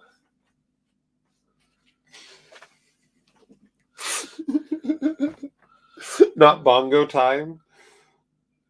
Of course. But that math that was over Bruce Banner's shoulder is actually pretty similar to what you would use to represent the waves of sound waves. Well, Yeah. they are talking about time jumping, so they could be using some sort of vibrational logic. But the type of math you need to describe waves accurately uses that notation. Oh shit, I lost the picture. And how would you fix and explain this scene? Oh my god. Yeah, now I want to go over a bunch of I still haven't watched Sparkly Batman. Oh, why not? Because we're always watch movies for this or Oh yeah. It's really Creep good, Show though. or Westworld or Doctor Strange. I guess but you've been here since like 4 in the afternoon. I'm like, you can always come up. We can always go watch it now because I really want to see it again. I really enjoyed it. Sparkly Batman. Oh, I love Sparkly Batman. He did a good job. I moved a bunch of stuff around today to get rid of it because we just have such clutter over here. Where is Sparkly Batman? Oh, right here. It highlights Bongo Time nicely, so. It's true. I was I didn't really look that closely, but I really do hope that somewhere in there is a Sparkly frame. yeah, like just even in a Just what? reflection, like something that just Sparkles. yeah, just give me any level of sparkling and I'll be happy. Do you want some more of that Gary Payton, or do you want some more of the banana and grapes? Oh, see, I wanted to say Peyton because the football player, but those fruits sound delicious too. Is there a swamp weed available of both? Oh, it's gonna hurt me to do that. No, I'll grind them individually. And You don't then I'll have mix to. No, I'm fine with that. I'll Picky. just mix swamp weed for you. These are true quads. They look, taste, and smoke beautifully. And I will not grind them together. Thank you for accommodating my ridiculous request. Hey, you got two really nice weeds. Let's mash them together. Hey, it is one of my favorite scenes in Grandma's Boy. You're at like Gordon Ramsay's kitchen, and you put mustard on your steak. Not even ketchup, mustard. It does look like it in the picture. I've eaten at one of his restaurants. I know. I'm jealous. I remember that you told me that. I met the little short girl and have pictures with her somewhere. Okay, get out the mixer. Thank you. Here we go. This is Peyton Manning and bananas. Those were words, yes.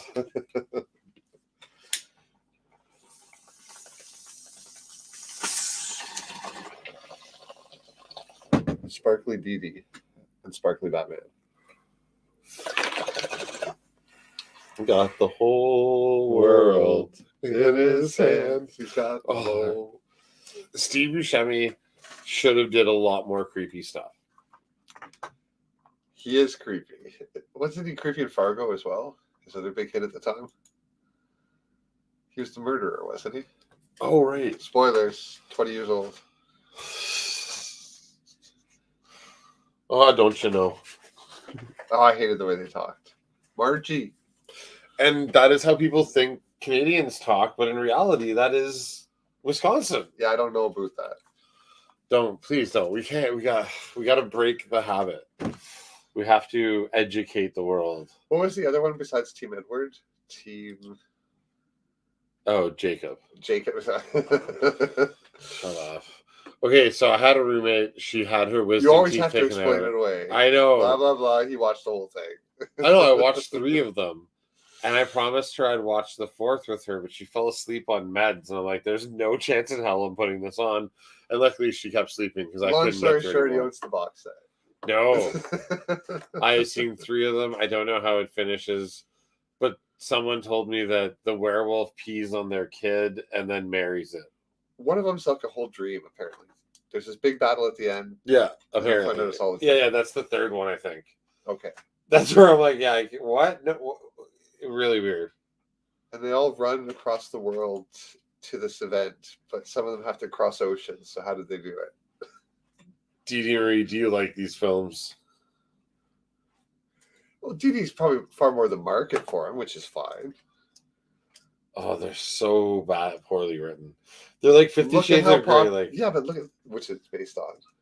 I read, so like all of my friends' wives and my wife were all reading it around the same time, and They've sold like as much as the Bible. and I would randomly grab it Not and really, just open it up and read a paragraph. I'm like, Oh, it's terrible writing. so sometimes. some of the paragraph, like the grammar was like, did this go through an editor? Like, No, so I've seen quotes. Yeah, like it doesn't even make sense. Oh, so Dee Dee's not into it. You've seen more than Dee Dee. Okay. Both of you seen more than me. But I've also rewatched Friends like 4 times just so I could intelligently tell people why it was the worst show ever made. You hated it so much you watched it 4 times. Oh yeah, and I had a really well orchestrated diatribe about why it was so awful. But I love Friends. Oh, it's so bad. I'll never watch it again. Man, I was going on about that today. I watched this new channel, Nerd of the Rings, and like they had 5 mysteries of who Tom Bombadil might be, and it's like I was so into it. And he has all the art from the 70s and stuff. It's so beautiful. The production on this channel is amazing. And I was going to listen to it on the drive over, and I'm like, but it's so beautiful, I need to watch.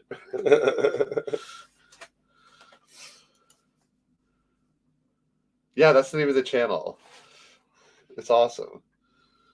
And it goes really hardcore into lore and stuff. Like this, the name is very accurate. I don't think it's a channel I'll end up getting into, but I'll check it out. I remember being under 5 years old and visiting my friend's house that had Lord of the Rings all over her wall, like the big sister. So it was like 81 at least. So I've been in Lord of the Rings my whole life. Yeah. Archer does a season in his coma where they're back in like just after World War II. Or is it just after I was World snuck War into I? a room because I wanted to see all the art. And they reference it being a bestseller on the current list, like because it was a brand new book. It's like yes, we've all read the Lord of the Rings or all read the Hobbit or whatever, and it was just really neat to hear it referenced as a current Contemporary yeah. thing. Oh, And not be the really boring movies. and this channel, YouTube's spamming me with this channel now because it's like, yeah, we can tell he likes it. He's watched a few. Well, I haven't watched much more. Not the movies. I don't like what they did with them, but the book was my favorite. I like both. Yeah, we've been through it.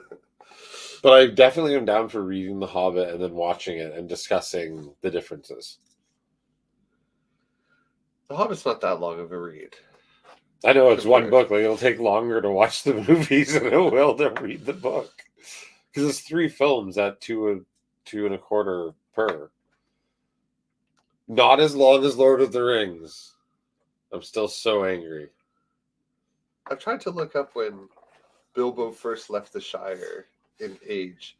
He's like 58 or something like that when he starts out at the Hobbit. Yeah. So I've still got quite a long time before I can do my Hobbit journey. You don't age the same way. I pretty much age like a Hobbit. That's going to change. Don't hobbits live to be like 150 years old? Like 120. Bilbo lasted the longest, but he had the ring keeping him older. Like he made it to 111, as he calls it. Okay. Every time we talk about Bilbo, it reminds me of the movie Big Fish. Why? Because I've always imagined the Lord of the Rings as just stories he's telling that he made up. Oh, no, Bilbo's stories are accurate. Well, Supposedly. no, they're all. But you mean like in the fantasy world? I've always kind of thought of it that way. That he's the dad from Big Fish. He's Obi-Wan. Just telling a really awesome story to everybody, or at least the Hobbit is kind of like that's how the way it's told. But just that they're just stories. I'm more like a vampire in that I have to move around every 5 to 10 years, or else everyone starts to notice I don't really get older. The man from Earth. Yeah. Are you saying you're from the Paleolithic era? I didn't specify when I started. I hail from parts unknown. Speaking of wrestling.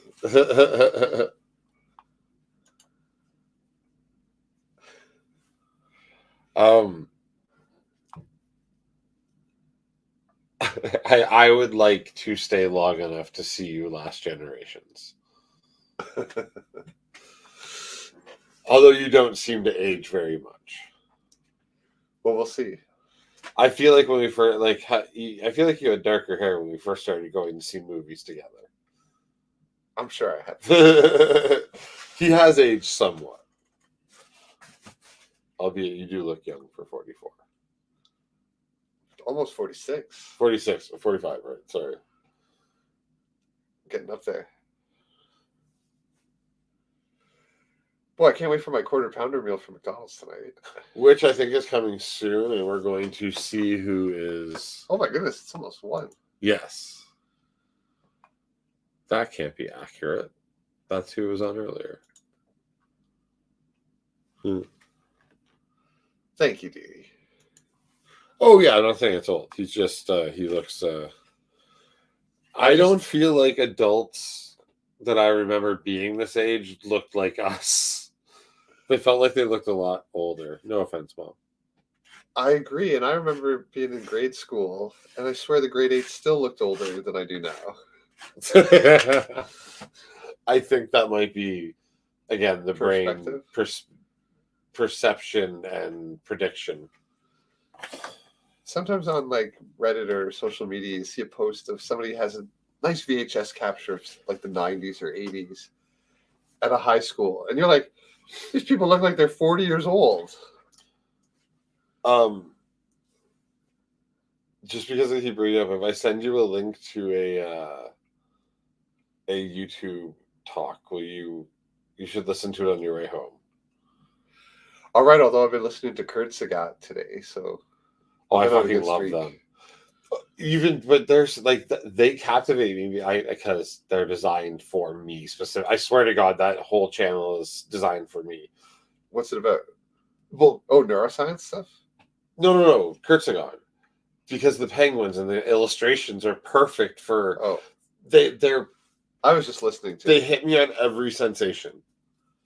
Sweet. It's been 2 years for me, but I've been kind of quite a bit in my 40s. I haven't shown ID for anything since like I was 16. Yeah, and I've had friends like that too. They used to buy us beer. Like, I mean, outside of like airport stuff, but yeah, no. I don't get carded. In fact, at 16 is when we realized that we couldn't get anybody to buy us booze for a party. So I'm like, fuck it, I'll just go try. And it worked. Although I probably shouldn't say that. I'm not advocating any. I knew a guy that was 12 when he was able to buy beer. God damn. Although I can buy cigarettes at like 7, but that's because my mom would send me to the store with a note. Yeah, I've sent my son with this, and this. He can buy this, and like, my dad made me do like that too. That's hilarious. Like, we grew up in such a different world than what kids see today. But our world was a little safer, so we could be that way. Oh, now it's just gone completely mad. Statistically, it's fine, but everyone's just lost their mind. I don't imagine. Okay, we started out with good, fun movies and ended up here. Imagine when all of our movies start out in dystopian futures. God. Everyone will be a nihilist with us. We're all in a simulation. It's not real. We're just numbers. None of the movies we're going to watch support that. Yeah, they don't talk about the simulation at all. So it's just nihilism in the simulation. Then we'll get to the meta levels of existential dread. And if everybody's watching WALL-E, I want to point out one thing in advance of it. Where is all the protein coming from? I've heard theories it's Soylent Green. Is that people? It's made out of people. Soylent Green is made out of people. What is Soylent Green? It was the product in the movie. I think it was called Soylent Green, wasn't it? And it's about a society that's overpopulated, and there's this mystery protein they all eat. It's like a goop. Oh, it's called Soylent Green. I don't think I've seen that. It's black and white. It's super old. It's like ancient even by black and white standards. That train movie does that, but with bugs. Everyone eats like these pucks. Snowpiercer? Yeah. Have you seen that movie yet? Oh, I loved it. Oh, okay. I saw it in the theater. The TV shows. I don't know. I watched the first episode and went, this doesn't feel right. I just want to rewatch the movie, and I did, and then it was good. Yeah, that'll age it like a ton. I just did drugs. I've looked old my whole I've always looked older than I am. Except you don't look 40, you look way younger now. Well, but you still look like an adult. I think that's just because I dress like I'm fucking 12 still. You don't have gray hair. That's true. I am very blessed with that.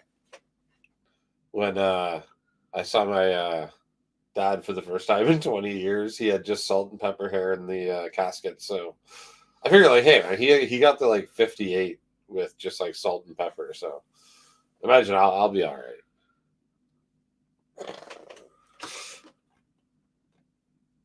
Yeah, see? Oh, well. I just turned 40. We are both very flippant about parental death. Well, we all die. My stepmother called me fat 3 feet from my dad's casket as I was shaking my brother's hand for the first time in our life. You can't write that. I really need to shoot some of my life and put it on camera or put it on film. I think we've been doing that twice a week for a few months now. I mean, I know what you mean. Comically, dramatically recreated. Scripted. Yes. It's been fun. We are coming to an end because we're just getting silly. Yeah, I think we're signing off. It's pretty late. Yeah. And we're going to do our very long... Well, you know what? It's not going to take 30 seconds. We're going to start a countdown. But yeah. Well, we can't really do a countdown without doing a countdown. We really do need to make a shorter one. Let's just pack a bowl and smoke with everyone. Just click. Here, watch this. Bongo time. There we go. Thanks for enjoying the countdown with us. Dee Dee, thanks for hanging out and chatting so much. And Corminod and Gutter were in here earlier. And Offside. Oh, and our new subscriber, this guy Fox, and I'm going to try this name again. Let's go be done. I really like it. I feel like... Thanks for hanging out, man. Yeah, it's still here. We will be back Wednesday night to talk about... Holy shit, what are we talking about this Wednesday? 2 weeks ago today, we decided what we were doing last Wednesday, and we said skip it because we couldn't do Monday, what we were supposed to do for Wednesday. It was probably a Marvel discussion of some sort. Or DC. Were we going to force you to watch the cartoons? I mean, it used to be Cartoon Day, right? Yeah. So I think it might be going back to Cartoon Day. So just to prep, only one section of cartoon, because it's only like 3 episodes. The X-Men Apocalypse in Time series. I'll send you the... We'll figure something out. It's 3 20-minute episodes. Like it's not a big... Like it won't take much to go over them. And we'll come and chat about how awesome the cartoon was versus... our YouTube spammer came back at the end. Yeah, they're really, really persistent. We haven't had a YouTube spammer in a long time. We missed them, especially strips of their clothing. Yeah. Here, girls want everyone, even you. Oh my god, this one's insulting. You're a dick. Like, wow, that's just even me. You, girl. Even me. Wow. I guess I'm just and they're naked, apparently. I'm just not that attractive. All right, well, thanks everyone for hanging out and listening to this stupidness. It gets weirder and weirder here. Yeah, we really appreciate it, and I feel like that's really weird that that's the same 2 from earlier, and I don't think that's possible. I don't think this is accurate. So I'm gonna go like that because I am curious. Hang on, we're just gonna check out and see if there's someone we can raid. There we go, 420s live. Oh. So is Matt Lab. So we're going to send everyone over to our sponsor who will be playing a video game of some sort. Looks like Call of Duty Warzone. He'll be doing like it's not quite a Fortnite style game, but it's a game mode where okay. Like that. All right. Well, he's gaming, so we're going to go over there and hang out with him for a little bit. We really appreciate everyone hanging out. You want to do one more last Bongo time there? You already packed. I'm doing Swamp Weed as well. Thanks again, everyone. Thank you very much for hanging out with us, and we'll see everybody Wednesday. Thanks for the follows, and thanks for the subscription. This guy fucks 420. And to YouTube. And Dee Dee, thanks for hanging out and chatting all night. Right now. All right. Well, we're going to join over there. We'll be in the chat for a little bit. And thanks. See you, everyone. And to YouTube, if you're still over here, we appreciate you hanging out and have a great evening.